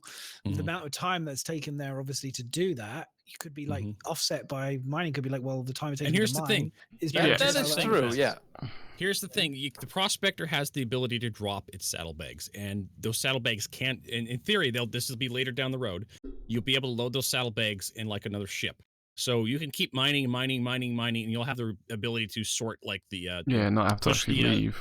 Pitch the what is it, the aggregate, the useless rock. You'll be able to sort the useless rock out of your saddlebags, so you'll have higher concentration of minerals in your saddlebags, and you'll be able to pass that off to a trader, like someone in a freelancer or something. They can come in, fill up the back of a Cutlass Black or something, then make the trip, and then you just keep mining, or you can trade off. They'll have a smaller refinery ship that can run next to a prospector. I think we'll have. I do think we'll have something in between. A small refining one. So you could literally have like a small. You may have a refining option for a piece of equipment. I would imagine you can have like a refinery for like an outpost or something. A refinery outpost that you can bring stuff to purify the materials, and then you can take it to the NPCs. Yeah. Okay. You're not going to think. That's what I would imagine. Just a straight up refinery ship. I don't think they do that. Or a variant of the prospector that's a refinery. They may just have a larger prospector. They may have a larger version of the prospector. Pick a Anvil, like not an Anvil, Drake. They may have a version of a constellation sized prospector Drake manufacturer that comes with a refinery build, because that's the big selling point of the Orion, the capital class miner, is that it can refine. Not only can it sort materials, it can get rid of the aggregate, the useless aggregate that's not worth anything, but it can also refine the stuff even further to make it more valuable. And that's Go ahead. I was going to say, because I think we're on the same wavelength here. But the thing with the Orion is obviously that's going to have like the best. Have the best refining. You can do huge, copious amounts of it. Whereas maybe the smaller ship won't be able to necessarily be able to do as pure. Maybe it'll do less of it, but it'll be able to improve your yield at a smaller level to make more money, so you can then eventually get the ships. But that's a very focused ship. That's like a very focused support ship. That requires a prospector or a mining operation to already be there. And like right now, the only if you were to have a refining ship, the only ship that ship would support would be the prospector. Because if you look at the ships we have, the support ships we have, the Starfarer, the Crucible, the Vulcan, the Vulture, the Reclaimer. All these ships really can act upon the entirety of the Star Citizen fleet. Repair, refuel, rearm, all those ships affect every other ship in the game. While a refinery ship would only be affecting the mining ships. And that's a very narrow, and I don't think Chris Roberts would like to do that now. They may in the future, but it would make more sense as an outpost, something you can good or point there. In terms about the specific ships, our next question actually is from Tim Ballara, I hope I said that right, and they've said CIG has been mentioning time and time again that modules and pods are really hard to do. Do you think that they will eventually give up on those and just focus on creating specific variants instead? So this kind of ties in with what you guys were talking about. Short term, they have to eat humble pie if they do, because there's a lot of ships that have been sold with modularity as their main selling point. Things like Caterpillars and Cutlass Blues and with various. But I suppose. Well, no, because a Cutlass isn't modular, is it? Because you've got 3 different types. It was supposed to be. Yeah, that's what I'm saying. But they're not there. They're variants now. So the types, in short term, they're probably going to move away from variants past release. They may come back around to modularity again and touch back up on that. They may come back to like. You mean move away from modular stuff? Yeah. They'll move away from modular stuff in short term, because modularity, components and modular components don't make a lot of money. They make more money selling a different ship. So, like I said, short term, they're probably that. Plus, there's a lot more work involved in terms of they've already designed some, so they may well stick to finishing those because they've promised it.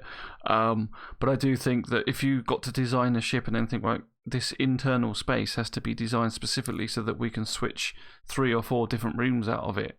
That's going to make it. That makes each one a lot harder to design, which I suppose is why the Caterpillar has been made modular, because that's why they've kind of done it that way, because you can just literally rip out a section and put a new section in, and those habs are easy to change. Whereas the what's it called, the Avenger, was supposed to be modular, but now they've kind of got it as variants because it's difficult to try and make the inside so. Well, here's a question for you, because we're talking about the Cutlass Blue, because the Cutlass Blue, for me, I bought the Cutlass Blue because I was told that the bits in the back could be removed. You know, like, for example, I could select how many security, you know, whatever they're called, holding cells in the back, and I could change, you know, because ultimately I just wanted to upgrade my Cutlass Blue with better shields, take out a couple of the bits and just turn it more into a little bit like a Cutlass Black, but it just better shields, and it has a few other little bits on it. But I don't want to have the whole thing full of cells, for example, because then it takes up all my cargo space, you know. So in my head, excuse me, I saw I saw that as being a little bit modular, so I could internally change things. That's a different type of modularity, but yeah. I know, but that's the example they give for improved modularity for starships on the funding goals. If you go down to the 63, the very last stretch goal, they actually give you the example of being able to install cryopods into Redeemer, cargo hold into Redeemer, improved comm array into the Redeemer. That was, of course, the Redeemer back then. But they've seemed to move away from that idea of being able to take a cryopod and put it into a Cutlass Black, or take the mental bay out of the Cutlass Red and put it into the Cutlass Black. Because they do it in that, if you go to a hangar and you have the little blue dot, like on the floor or whatever, I've always thought that's how they were going to do it. I always thought the ships would have little blue places where you could interact with, and just you could take away a pod, put a pod there. Do you know what I mean? Yeah. Some things that will work with better than others, because don't forget, because again, this is the same problem they have with the heights of the characters and stuff. If you've got a little section where you've got, say, 5 holding cells and you only want 3, if you're going to replace it with something else, that something else has to be the exact design of 2 holding cells. And it has to be the same shape and the same width, otherwise it won't fit in that gap. So that means if you want to replace it with, say, a Big Benny's vending machine, that Big Benny's vending machine has got to fit in where those 2 holding cells would be. So I guess it's how they grid it up, isn't it? It's how you grid up the space. So it's not like it's impossible, but it means that everything they invent and everything they make has to be made with very set dimensions and grid references. And then it's like, well, hang on, why can this ship take a holding cell out and put in a different machine, but this ship can't? Oh, because that ship's got a roof that slants slightly, whereas that ship hasn't. So that it wouldn't, you know what I mean? It becomes a lot more complicated. They already had that on the Valkyrie. The people are like, why can't the Valkyrie hold cargo? It's got this wonderful expansive bay in it. You can put a vehicle in there. Why can't you just put cargo boxes in there? Why doesn't it have like a cargo grip? Why would it not have that? And CIG, it's easier to balance a ship if you have a very specific purpose for that ship against other ships, and within its class too. So that's my thought process. I mean, I would fix that by just saying you can only buy goods for a Cutlass from Drake, for example. You can't just buy it. You can't go. I can't go buy goods from like an Origin 600, for example. I mean, in theory they might be able to, but in order to fit it properly and it will work, you get the red. The red will go. This won't fit in this space. Do you know what I mean? It's still doable, but it's still, once again, you're adding more work to them, because even then that means all your Drake ships. So that still means that you're presuming that your Drake Cutlass is going to take the same holding cell as your Drake Caterpillar. And here's Drake, my next thing. So yep, go for it. No, I was going to say, what about the de-warping? What they've done with the armor? The ability to change, because they've been able to make the armor go and change in size. Could you potentially see them doing that with hard objects like modularity parts, like vending machines or things that you could potentially adjust the size and the scale of these things in order to make them fit a bit better? Within range, they wouldn't be. I don't think you'd be able to go like take it and make it tiny, but within a certain range to kind of that might be possible with that technology. I presume it would be possible, but I think they can always resize it, but aesthetically, it will look like crap, I think. Within range, you're not going to make it tiny, but like they did with the armor, the helmet, they could make it so you could just adjust it a little. Yeah. It was just, there was enough to make it kind of work. You're not going to have it still doesn't. Yeah, it still doesn't get away from the fact that it has to be designed at least roughly the same size. And then that's all right if you're talking about a holding cell and a vending machine. But what if you're talking about a holding cell and I want to swap those out and put a med bed in there? Then it's completely different. So it's your options are very limited. And then, because this is one of the things I was worried about with the automatic, the kind of like the module stations. Because when you go to the outposts, I was worried that they're all going to look identical, because that's exactly what happens. They're all square, they all look the same, but they've been decorated differently. And that's how they do the modularity on that, because they're literally all identical. You're talking about the rest stops? Yeah. Well, no, not the rest stops, the actual outposts. So the buildings are all made in little squares, but same principle, yeah. if you start doing that, then everything's going to look identical, or it's going to be a lot harder to stop it from looking identical. And it might not make sense. So it's like I said, it's not impossible to do. It's just how is it worth their time and effort to do it? I think it is personally because I want to be able to do as much customization. Even if I said it took the game another 5 more years. Yeah, well, I don't care. But no, the way I look at it is it doesn't matter because they will just. This game is not. No longer do I care about the time frame to a point because Chris Roberts has pretty much summed up that this game will be forever being developed. There's no longer like kind of you need to think about this, that, and the other. It's just there's a point of which the game will be a viable product to be sold into people, but that doesn't really bother me. Yeah, I mean, it might be something they'll come back round in and readdress. But I think for now, when they've got other things to do, it's like it's easier to build variants than it is to build modularity.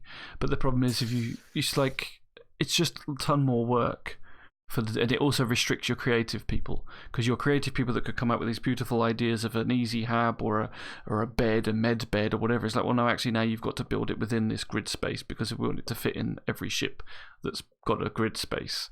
It cramps your sort of ability to design and be creative, I suppose. Well, working. Don't get me wrong. I'm 100% with you. I want modularity. I love the idea of doing that, but I understand where the issue lies in it. My issue is that they promised it. It's on the yeah, but goals. it's easy to promise something and then come to development afterwards and find out shit that's just not actually possible. So it's all right saying they promise stuff, but they also promise to make a game, and if you, without making you wait 20 years for it. So they can change stuff, soon, right?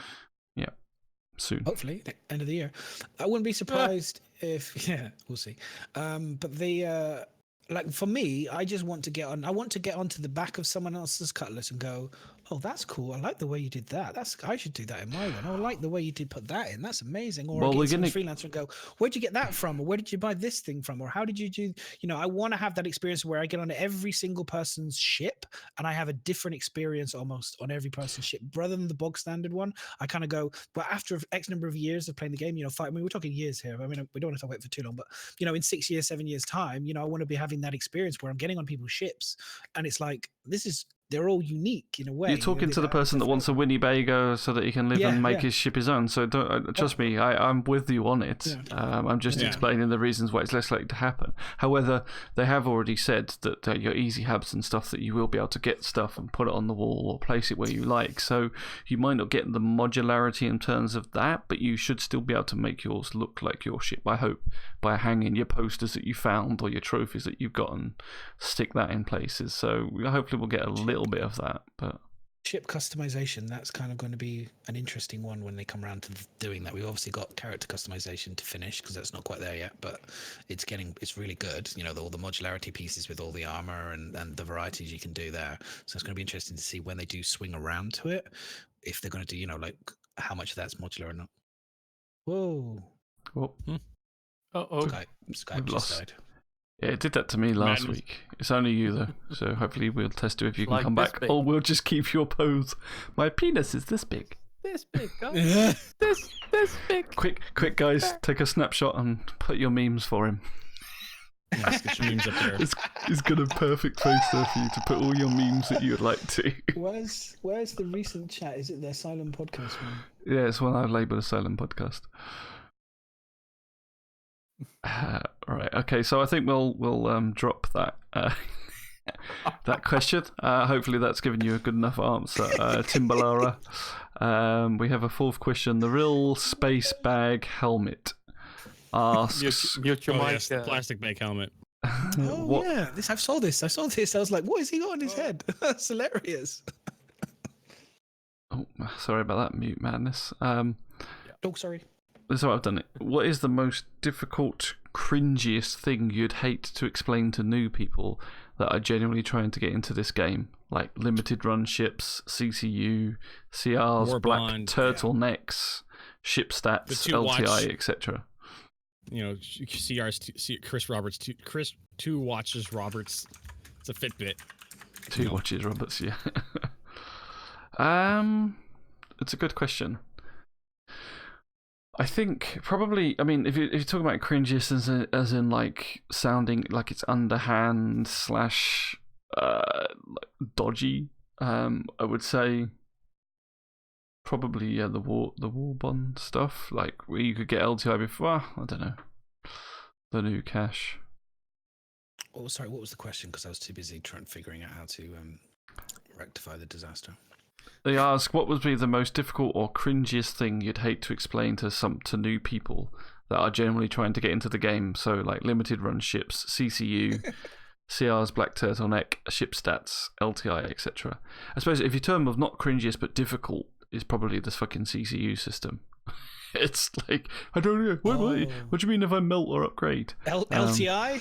LTI? Fucking LTI. Well, I feel like LTI is one of the cringiest now. I do it all the time. Legatus pack. We were told that it would count as daytime thing, and now it's not. So that's like a bit like, yeah. When I get new people coming into my stream, they're like, "Vertigo, should I buy this game?" I'm like, "Hold on, let me show you something real quick." Click. As soon as I show them the Legatus pack, they're like, "Yep." Either they're still interested or they leave. That's how you determine whether or not you're wasting your time as a streamer. When someone comes in and they want to ask about Star Citizen, let me show you the Legatus pack. And either they're gone and they save you a bunch of explanation, or they're still around and they're like, yeah, it doesn't bother me. They took that away from the average Joes that jump in the game, didn't they? For a reason, clearly, because they recognised that really does. It scares people away. Scares people away. It scares people away. Which is interesting. They're obviously clearly aware that HCVertigo losing backers on a daily basis. maybe they need to bring me back down to the average Joe level, so I can't see it anymore. Well, I'll just take a screenshot and show it to people anyways. I don't fucking care. It's there. There's going to be a new one. Don't worry. There'll be a new level. It'll be 40 grand or 50 grand eventually. I would say that those are the kind of the cringy ones. I think everyone's there. I think the CCU, LTI, all the kind of the. I'm trying to think. This is something else. It's something else that's super cringy. The viewing pass to watch the live stream that never happened. If that happens again, which I'm sure I think to try and explain someone, well, maybe not their class was genuinely, but if you was just trying to explain to somebody that's not genuinely interested, it'd be kind of like the subs. It's like what you're paying money to a game that doesn't have subs, but you're subbing anyway, so that they can do your video, which is what they would want to be doing to advertise their thing anyway. So that's like a hard one to kind of sell to people. I have it with my wife all the time. I literally had it like 5 minutes before I came on stream. I was chatting to her and she's like, "It's a fucking scam." And she was saying, "It's a fucking scam." She's honestly, nothing you can say would change it. She's like, "How much money have you paid for this?" She's like, I said, "Oh, X." She's like, $300 for a fucking digital spaceship. I was like, "But you're not buying the digital spaceship, darling. You're paying for somebody to make the digital spaceship and to make the game. That's ultimately what we're doing." She's like, "It's a scam. You still don't understand." And I'll go back to the kitchen. And then I show her Lorville and I go, "Look, it's not. They're building the game. It's actually going to. When's it going to be finished?" Well, recently I've had some dealings with CAG and working for them and stuff, and it's like they're never going to pay you. They're not going to do it because it's a scam and they're not making the game. It's like, no, they've already paid me for it. It's like, no, but it's a scam, and it's like, why are you doing this for them? Why? It's like, oh my god, you can't change the mind of the people that calling it a scam. And secretly, when the game comes out, they will buy a copy and they're gonna play it very happily. She will always call it. It doesn't matter at what stage it's finished. I think Ms. and me are the same. It's like Mrs. will just be like, "You spent all that money on that game." Yeah. Keep in mind, miserable, that they're not paying you. They're slowly refunding you. They've pretty much refunded me my package. But it's all good. It's like it was funny because maybe I shouldn't tell the story in case I'm not supposed to, so I won't. Are you ever in doubt with NDAs? Yeah, it's not so much NDA, it's whether they actually want it to be told, so I won't. But anyway, moving on. If anyone wants to know secrets, please do come and join us in the asylum at some point. We'll tell you everything you need to know in person. Come and meet us in person. That's always a good place to do it. Bar in Citizen UK, right? Bar Citizen UK. And if we get spawned 42, Citizen UK. or wherever CitizenCon, maybe in the UK, hopefully this year. Come and visit. We'll come and say hi. I'm looking forward to seeing loads of people that I've not been able to see. That's my big thing for next year. There has been making sure that I'm not having unprotected sex so that I don't have another baby at very key critical moments next year. So at the moment, I think we're good. No babies. I had a scare the other day, though. It was a little bit of a scare. Yeah? I was like, yeah. I was like, oh. Your balls were gone, or? No. I was. There was Oh, another and there goes my scare. Skype. Ah. So now Madness There is must be a timer. Madness is in a really interesting now. Oh. Oh, jeez. I'll leave it for a little bit just in case you guys want to do a second clip. I mean, we can Oh put a little my Madness Oh in my there. God, it's I frozen on swear me to too. God. Oh yeah, because He's I've left the deliberately- call. I'm just But at gonna least leave you it look for a little bit. sensible. You don't look like I look like I'm jizzing over something. Leaving it a little bit until everybody's managed to get a screen grab. I'm looking at Lorville. Woohoo! There must be a Look at timer then. This must be something new. There must be a Look at timer in this Skype amazing that's NDI. disabling stuff. Wow. Fap.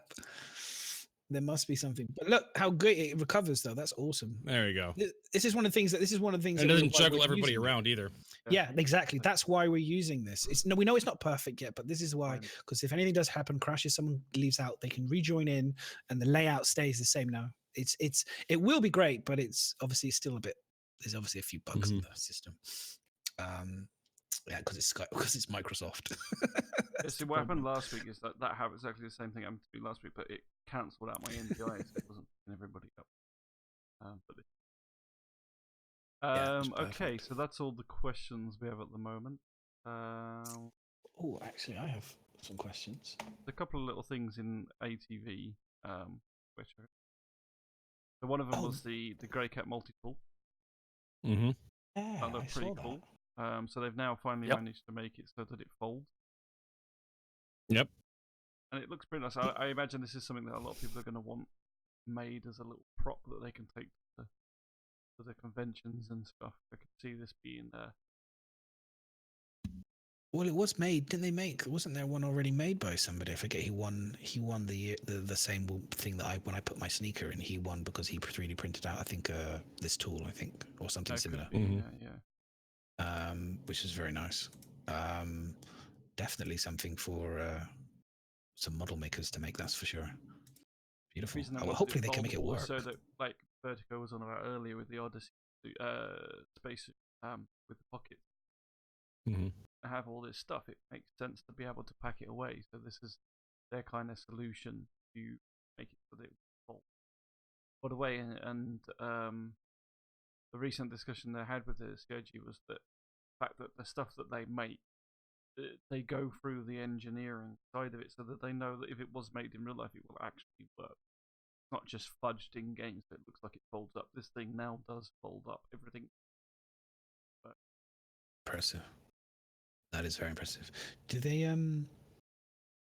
see, interesting when it folds up, do you think that they will have additional carrying things, so like rucksacks and things that you'll be able to put these type of things inside? That's what they will have, yeah. Yeah, they did say it folds up. Because you're not going to have everything strapped to your body, are you?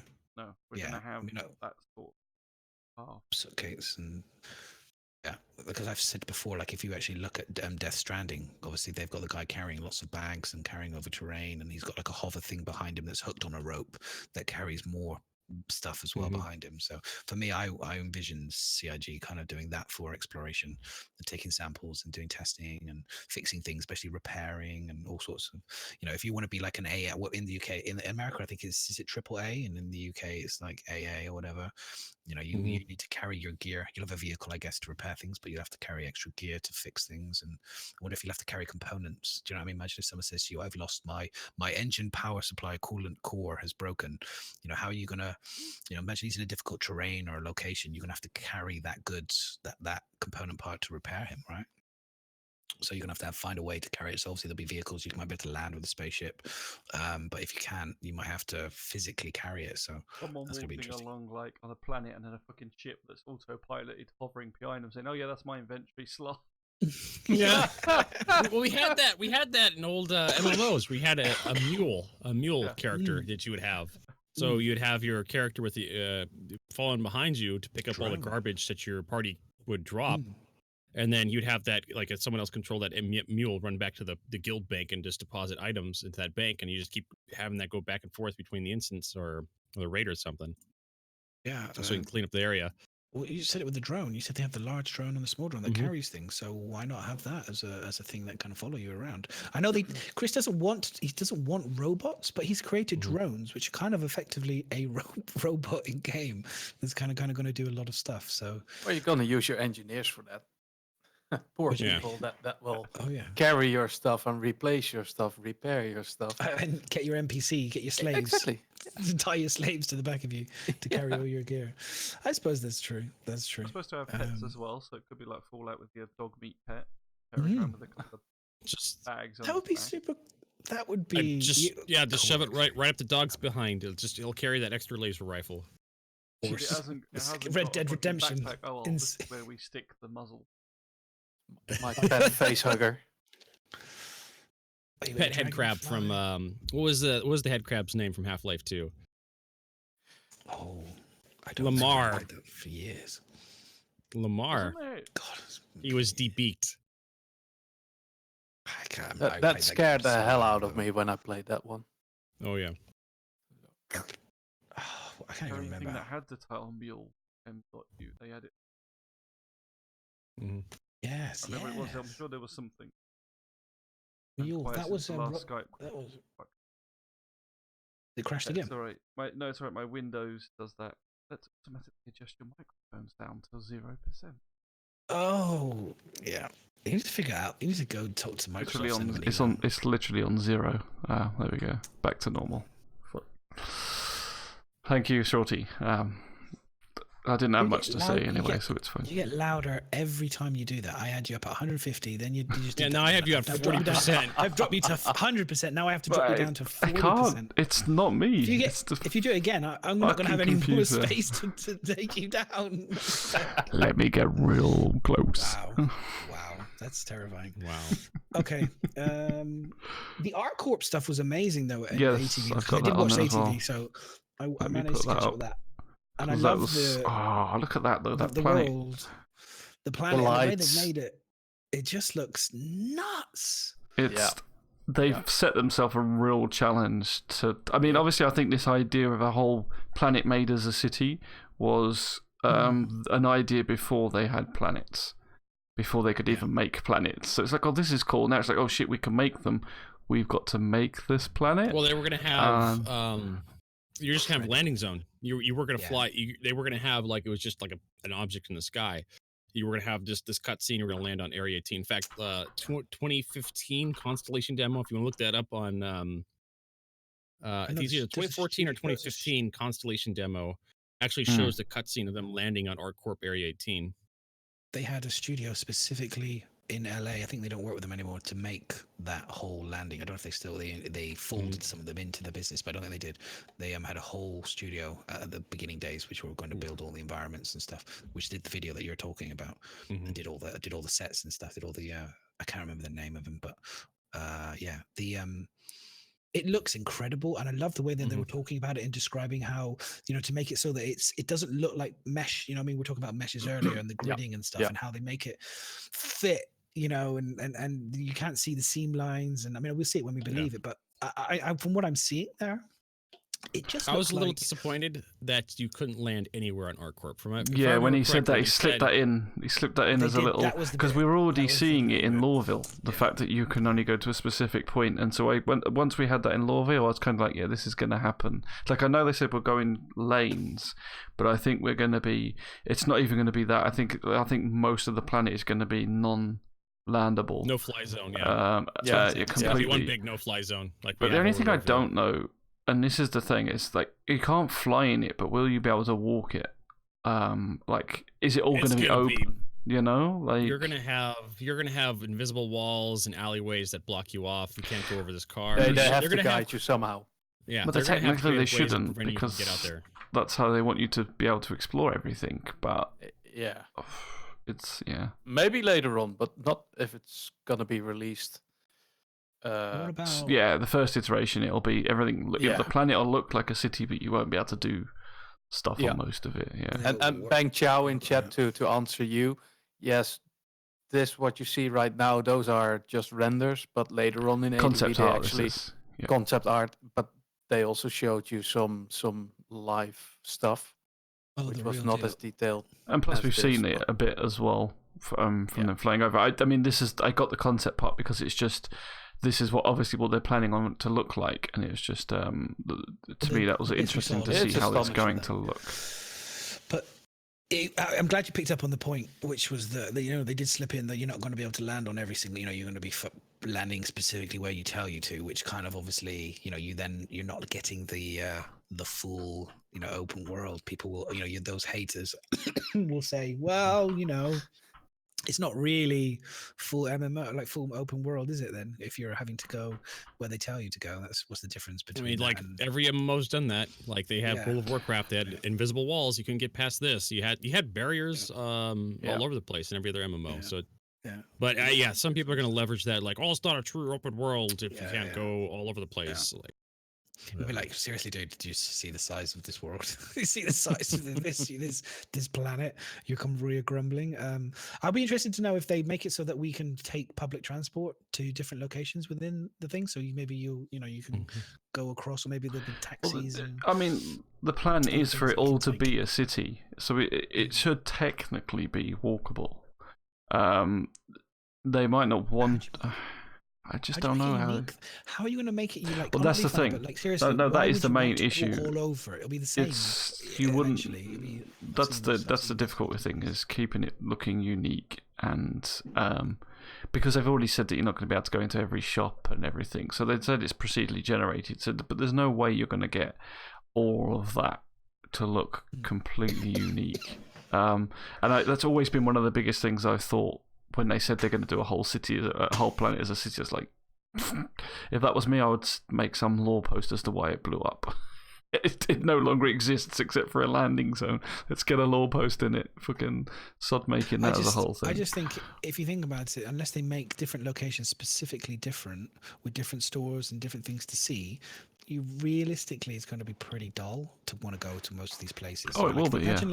Imagine you've only got a limited number of stores and limited number of things to see. So if you go to Starbucks, Starbucks in one place is going to be Starbucks, another place is going to be Starbucks, another place. Well, you live in London, right? How interesting is it for you to walk from one end to London to the other end? Well, True. London, but here's my thing: is what if London was the entire planet and it was all? That's what I'm saying. But even just London, boring. Like walking, literally, I'm on about walking exciting. from one. London's All of it? cool. What all of it? Every house, every street, every there's exciting bits. But you're telling me that walking from one end of London to the other, from outskirt of London to the other outskirt of London, that's all exciting? Nah. It's not. Cycling's pretty good. Cycling's pretty good. Not the whole thing. Cycling's pretty good. Cycling's good. I mean, it's just my point isn't really that one city like London is interesting to explore, and I would be happy. That's what we're basically talking about, because we're talking about that one part of the world you can go and explore, and it's London-sized map or whatever, like a kind of Grand Theft Auto style. It's huge. It's huge, and there's lots to see and do. But we're talking about if you repeat that over and over and over and all over a place, is it actually that enjoyable to go and do that over and over again? Because like I said, there's nothing unique. Even with GTA, for example, for me, it's I see that store, that's the clothes store, that's the same clothes store, that's the same one in town, that's the same store that's in, so I'm getting the same goods from this place, I'm getting the same this, that, and the other. It's nothing. There comes a point when it's just this point you're doing it just for a screenshot, for a slightly different angle of a screenshot. It's like, yeah, it's not really. But is that enough to have it? I mean, if you just want to have that level of freedom, I mean, they've proven that they want people to go anywhere, and what's the point of it going anywhere if there's nothing there to see or do or anything? Mm-hmm. Yeah, exactly. Just wandering out, you can do that. You can go into Lorville. But that's I mean, that's what I'm saying. Are they gonna wander out to one of the gates into the wilderness? That's what I'm saying. Are they going to let people do it, but it's just not going to be that exciting? And that's what it's your choice. You can explore it, but I suppose it depends on the resources of the actual planet and what it takes up to do that. Because they've already said, so for example, some of the things they mentioned in ATV was that the buildings will have to be like a lower polygon and things, because they want you to be able to see it from further up, whereas normally it would pop in. So they've had to add cloud effects and make them less detailed. So that you can see them from a distance. That's like a technique from the 1990s, from the Seeds of Turok, Seeds of Evil. Just put fog in there. We can't. we're an N64. We can't render all these polygons. We're like a PlayStation 2. We can't for PlayStation. We can't render all these. Just put smoke everywhere. Just that'll cover it up. I think they've kind of done that in that new Fallout 76, isn't it? Like the draw distance, it's like it just gets blurry after a certain point because it's like we don't have to draw it then. It's fine. Yep. So yeah, we'll see. I don't know. I get a feeling that eventually you'll be able to walk it all, but whether there'll be a point. It's just like the headquarters building of Lorville. You will not be able to enter it right now, but later on they're already trying to experiment with it. So I would love to be able to get inside that thing, even if it's just a couple floors. I would love to have like a mission giver in there, like the Hurston Dynamic people. Like if you're a really good reputation with Hurston Dynamics, you can get in there and get a special mission from them to maybe get some really whiz-bang weapons from the Hurston Dynamics company if you get your rep up high enough. It's definitely a lot easier for them to do that as well, like just open up certain floors, like because you don't have to work the whole building. It's like literally you go in and you press the lift, because Christian loves doing his lifts. You can just take you to a certain floor and there you go, you got the inside of that building. You still feel like you're exploring it. You don't have to go on every single level within that building. You don't have to see every room. No. And Sean Tracy said when they were showing off ArcCorp back a couple years ago, I remember, and they were showing off the procedural city tech. They said they actually had to come out with a forum post, Twitter post, Reddit post, and all this stuff was spread all over the place. They said you're not going to be able to go into every skyscraper. Yeah, not all buildings are going to have entrances because. And I think he said like some of them will have like the landing pads on them and like a cutout, so you can kind of even land on some of the big skyscrapers. But it still doesn't mean the whole thing's going to be open to you. Yeah.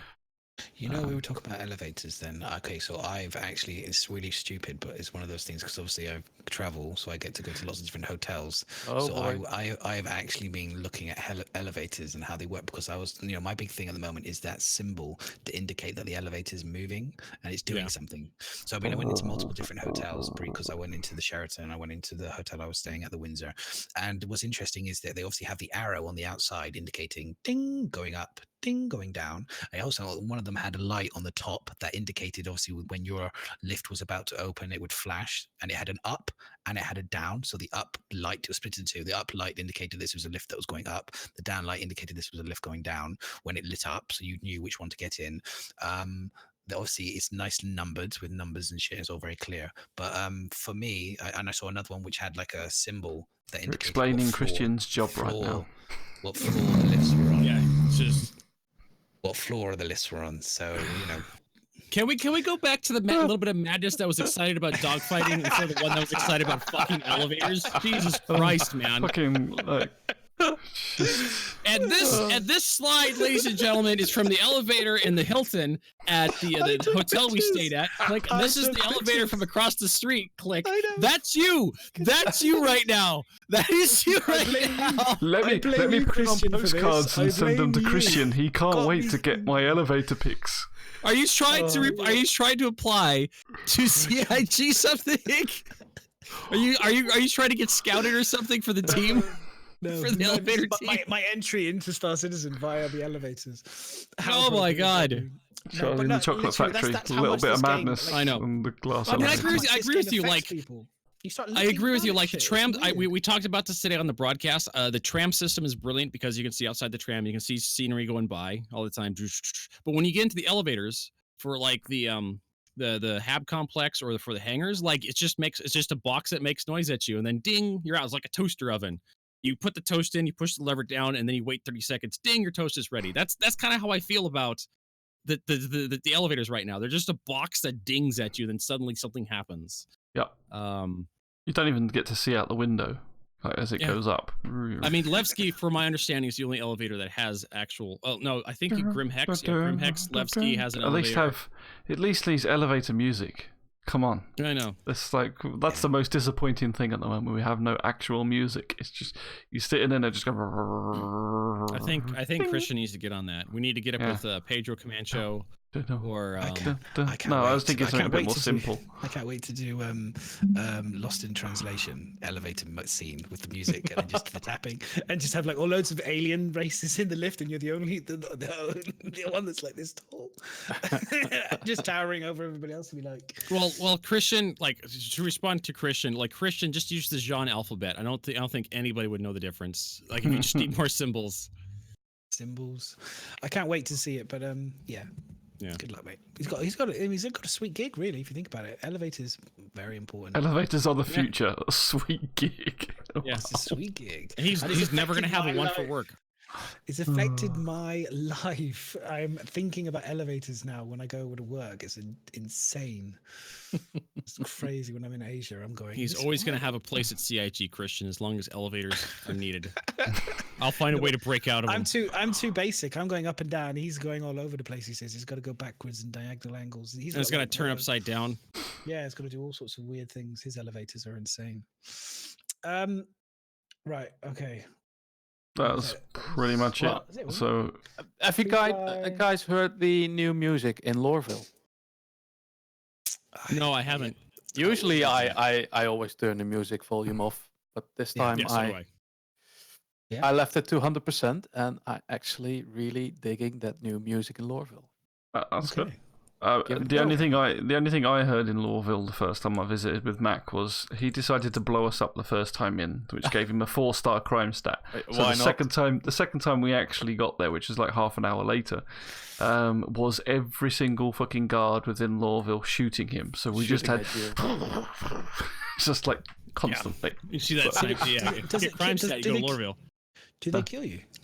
Just blood From splatter. my Just understanding- blood splatter From everywhere. my just understanding, blood they aren't splatter. lethal now. Just they're not. From, Oh, are from they my lethal? understanding, the current patch, they are are they? lethal now. From my understanding. Okay, Yeah, they like weren't the when we current, did current it. PTU patch. They should be.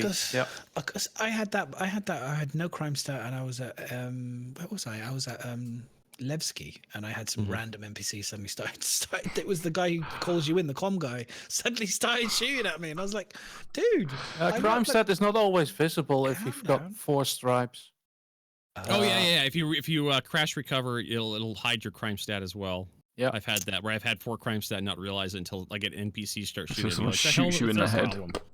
Oh, that's right. Yeah, crime stat, vertigo, crime stat. That makes sense. hidden crime stat. I like that. The idea of hiding your crime stat. That's kind of cool. And then somebody gets close enough to you, and then they can see that you're. Or they do a scan on you, scan you with a Moby glass, and be like, "Doo-doo-doo, oh shit!" And then they light the alarm, so you could meander yourself through a station or whatever, but not get too close to the guards or stay out of eye contact. Be like Snake, when the guys are like the cone, and it kind of indicates the sound kind of building up to indicate that you're getting to. They're going to spot you, and you're like, "Shit!" And he goes, "Bling!" Is it the bling? They get the little arrow on the head. Goes, "Bling!" Exclamation to say. Oh, the Metal Gear. The Metal It Gear kind of sound. makes sense Then they though, go, rather than them "Bing," and they actually see just you. knowing instantly that Yeah, you're they should wanted. know. That would make sense, giving them a little bit of a timer so that you could kind of like dart behind a guard out of their sight before they recognise that you wanted. That would be quite a cool you know, mechanic, and I think that would work really well. Even cooler is if with VoIP and stuff, if you could record videos as a message, and then you could broadcast them out when they know that a criminal has arrived, and then it could be like like the wanted picture of your character or whatever on like all the screens, and like they're trying to find who you are or whatever, and, like, the name and all the most wanted in the system type of list. And all the people. NPCs line up and ring the bell saying "shame, shame." It's just like the most wanted in the system or in game, and you can see them, and it changes as people. I come have and the go. death penalty on 7 systems. I'll be careful. You'll be dead. So good. Exactly. That would be so good. I love that. And then when they see you, they spot you. Then like your picture comes up, and then like in the red, everything goes kind of red, and like we're chasing this guy down. Sorry. Anyway, Let us first have mirrors in the game. They said we weren't going to get Yes. mirrors. Now they're saying we are going to get mirrors. Okay. Look, I go like it's the most base. Like, look, they've got space. They've got like massive planet in game. I'm sorry, if I'm being excited, but let's just go crazy with whatever we want because they can clearly do it. So Yeah, they've shown elevators us the working. whole camera system at, what was it? Render to texture. They had Yeah, this, render to texture. where they had a camera focused on another actor somewhere else, and they were able to take Yeah. that scene and they were able to project that entire scene into Yeah, your somewhere viewpoint. else. So you That can have wasn't Grim display Hex, on right? monitor. The big. Well, they're gonna No, have- that was at. They already have one at Grim Hex. I know of for Ruto because he's a hologram. but they showed it off at the Squadron 42 vertical Yeah, slice he was saying last year. he was sitting at right, the desk, right. and They then had, when they come back, they had a couple scenes where they had Yeah, actors in other areas where they had built out the desk and whatnot, and they were taking that and they were sending it to the character through your Mobi Glass and other We've got it with HAL FOIP. We've got displays. it kind of with FOIP, right? The way you do a call. You can do that. You can actually do Yeah, it right you now. can. You can actually do Yeah, call yeah. with FOIP. So here's the thing: is they've got a prison now in Lorville. I believe there's a prison there. So let's just say you get a criminal stat or whatever. They can take a recording of you, and then they keep a tiny little bit of data, a picture of you or whatever, and then maybe you could record a little message or something, or you could say something, or you could do a symbol, whatever with your character, and then that gets like recorded up on the information. And then, for example, it could get spring up to say he's been caught or whatever, or maybe you could break free, and then they still got that information on you, and you still got your crime stat, and then they know that you're in the system, and then it kind of comes up that you're a wanted, and the wanted pictures that change and flicker. In my head, that would add to another level of excitement and intensity coming to safe zones where they kind of like they know you're in the area, but they don't know exactly where you are, type of thing. Yeah, get a terminal in game with a complete database with all your information. Yeah, if you want it for the bounty hunters. I don't know anyone here who does D&D, but it's because I watched Critical Role, and there's a scene where Jester's character, they go and try and do a bit of arson on a statue, and then they have to try and escape the scenario when they suddenly get caught, and they're trying to escape, and it just all hell breaks loose. I love the idea of having the option to not be seen straight away, but then if you get caught, then all hell breaks loose and you got to try and escape and all that stuff. I love that idea. Rather than, like you said, immediately they know who you are, and it's like, oh, that's kind of really boring. Yeah, and that's how a lot of stealth games did it, like the Thief games, Deus Ex. Everybody gives Deus Ex like, oh, it's a really great game. The fucking guard AI in Deus Ex was stupid. Same with Metal Gear Solid. Like a normal person would realize that, hey, there's someone over there. But the guards, usually if they saw your character, they'd have like a second before they'd actually react. Like, oh, who's that over there? And then you had some time to dip back into the shadows and whatnot to hide yourself. But yeah, a lot of stealth games did that for their AI. Yeah, we'll see how it turns out. I don't know how. Like that's one of the things. Like how smart is the AI going to be? Like we know Squadron 42 is going to be its own thing, but the persistent universe is going to have to contain a lot of different people with a lot of different competencies, I should say. The way I look at it is, it's one thing to look at inspiration, obviously, from other games and see how they've done it or whatever else. It's another thing, obviously. I think CIG operate in a different realm, and they kind of. I wonder if we'll have a spread of AI. Like we'll have AI with skulls above their heads to let you know it's a legendary guard, pirate guard. It'll probably be armor, I would imagine. Like the way you tell by the armor, you can tell that the different clothing, because they've obviously got the advocacy. So I'm guessing the advocacy will have a uniform. You know what I mean? Like and they'll be. But then will they have? Because then you have this. I mean, the spooks, for example, would be dressed in normal clothes, civvy clothes, but would be dangerous as well. So that would be kind of cool if they had people who were very dangerous, but just dressed as normal people. It should just be displayed in your hut, in your visor hut or something. To tell you. Yeah, if you look at someone, you can scan him and tells you that one is dangerous. But you mean want to block them, but want to block the scan, so you have to have a hack off. Yeah, mini game where you have to try. Oh my god, and I feel like that. What was that movie from like the 1990s that was really stupid? Hackers. It had that movie. What are you talking about, HC? That's one of my favorite movies. That's definitely the last time he's on the show. Yeah, he's off. He's gonna reach over back.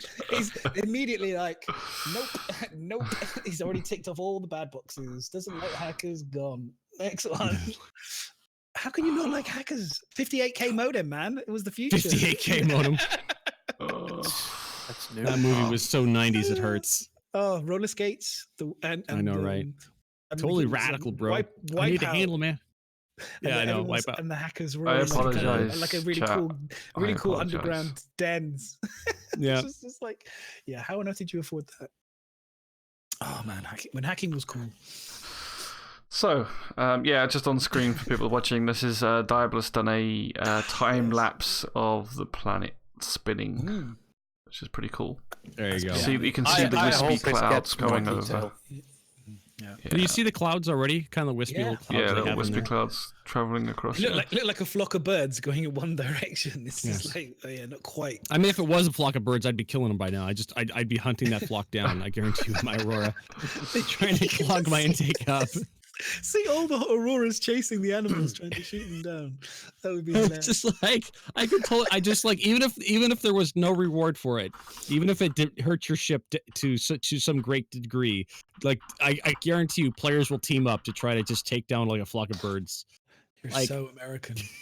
It's just literally go hunting, killing anything. It's an animal. Let's kill Did he it. mention animals? Let's kill them. Let's kill them. No goats, please. No goats. No goats. Oh But my yeah, word. it could use some detail. If it was me, it's kind of, what do you call it? It's not that colorful. I'm missing could the you, Bob? vibrance of How could you? green and blue. I think you find desert. that's True. because of the smog of shit that coats the whole planet. That's Yeah, probably why. but There was a problem with the ground textures. I found. I tried to do some mining in like one of the polluted biomes, and I noticed that if you were in the middle of the night and you were at a certain altitude, like almost touching the ground, it looked like just one solid color texture, kind of like Mhm. 1990s video games, like how they did the grass. They just the grass was the texture for the floor. That's kind of what it looked at. Then you turn your headlights on and you got the nice little bump mapping and whatnot. But I think they still have a lot of work to do with the environment asset. This Yeah. is Tier 0 Hurston. They're going to do more. Yeah, I mean, it's like we saw with the yellow and everything else. The first part oh yeah, was all the quite moons. plain, Yeah, they got up. and then when it got updated, they were looking so sexy. So I think Yeah. we'll get to see this getting Oh. better and better. I think. But yeah.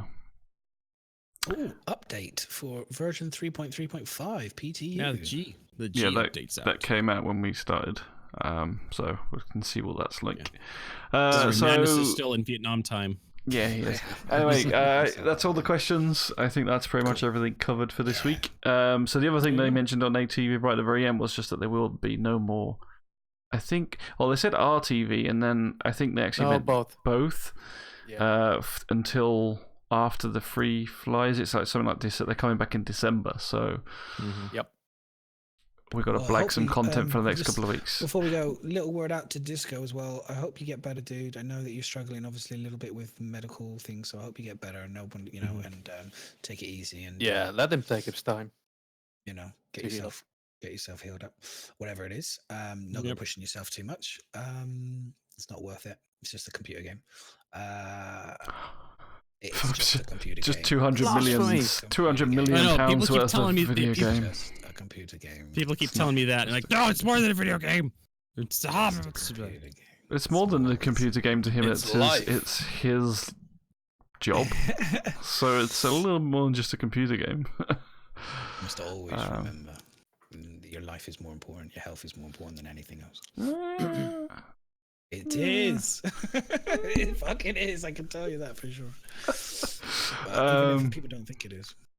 Yeah, so I'll give you an 200 million example. raised. Yay, well done. Letter from the 200 chairman. million. Well done, everybody. Another lyric from the chairman. And Yeah. there's a good letter, yeah.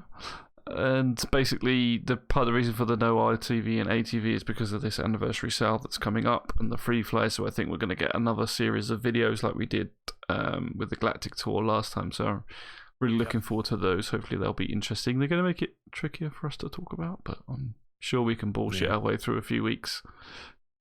We normally do. 10% Star We've Citizen, got right? ships to buy. We'll talk about what we bought next week and what we want to buy. We'll talk about what's good to buy. We'll talk about, if you're an idiot and you bought the wrong ship, we're going to do all that kind of good stuff. Why you shouldn't have bought this ship, what you should have bought, all that good stuff next week. It's Yeah, gonna be the a Galactic real Tour laugh. stuff's always really good, though. So Yeah, look forward to see loads what of they good do with those. Yeah. stuff. Loads of good stuff. Okay, guys, do you want to tell everybody what you're going to be up to this week, and then we'll round it off. I will be playing Lorville because I have to play. I haven't played it at all. So Playing I'm desperately Lorville. gonna play it. So I'll be playing as much as I can in between my very busy work schedule before I go off to Singapore. So as I'm going off again very soon. 3rd of December, guys. 3.4's out. I know, right? As for me, I will be streaming plenty of Star Citizen, and we are pushing really hard for partnership this year on my channel. We are Must be getting close. every now. day we've been streaming. We've been having the average 75 viewers or better.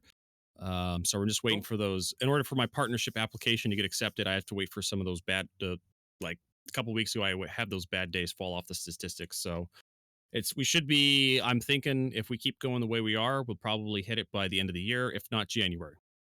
And I'm So going we'll to see tell there.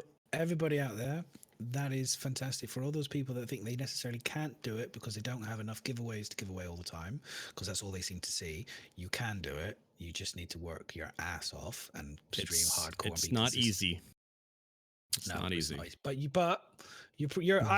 hope that you're, like I said, the last person that I know that kind of did it was Detox, and you're the kind of the second one in terms of my time frame. There's a few others that I think Toby was similar, but he did quite a few on the giveaways as well. So it's like, but I think you were one of the only people besides Detox that I've seen, probably one of the only ones that I've seen that's actually, we will make partnership. There's no question. It's just a when.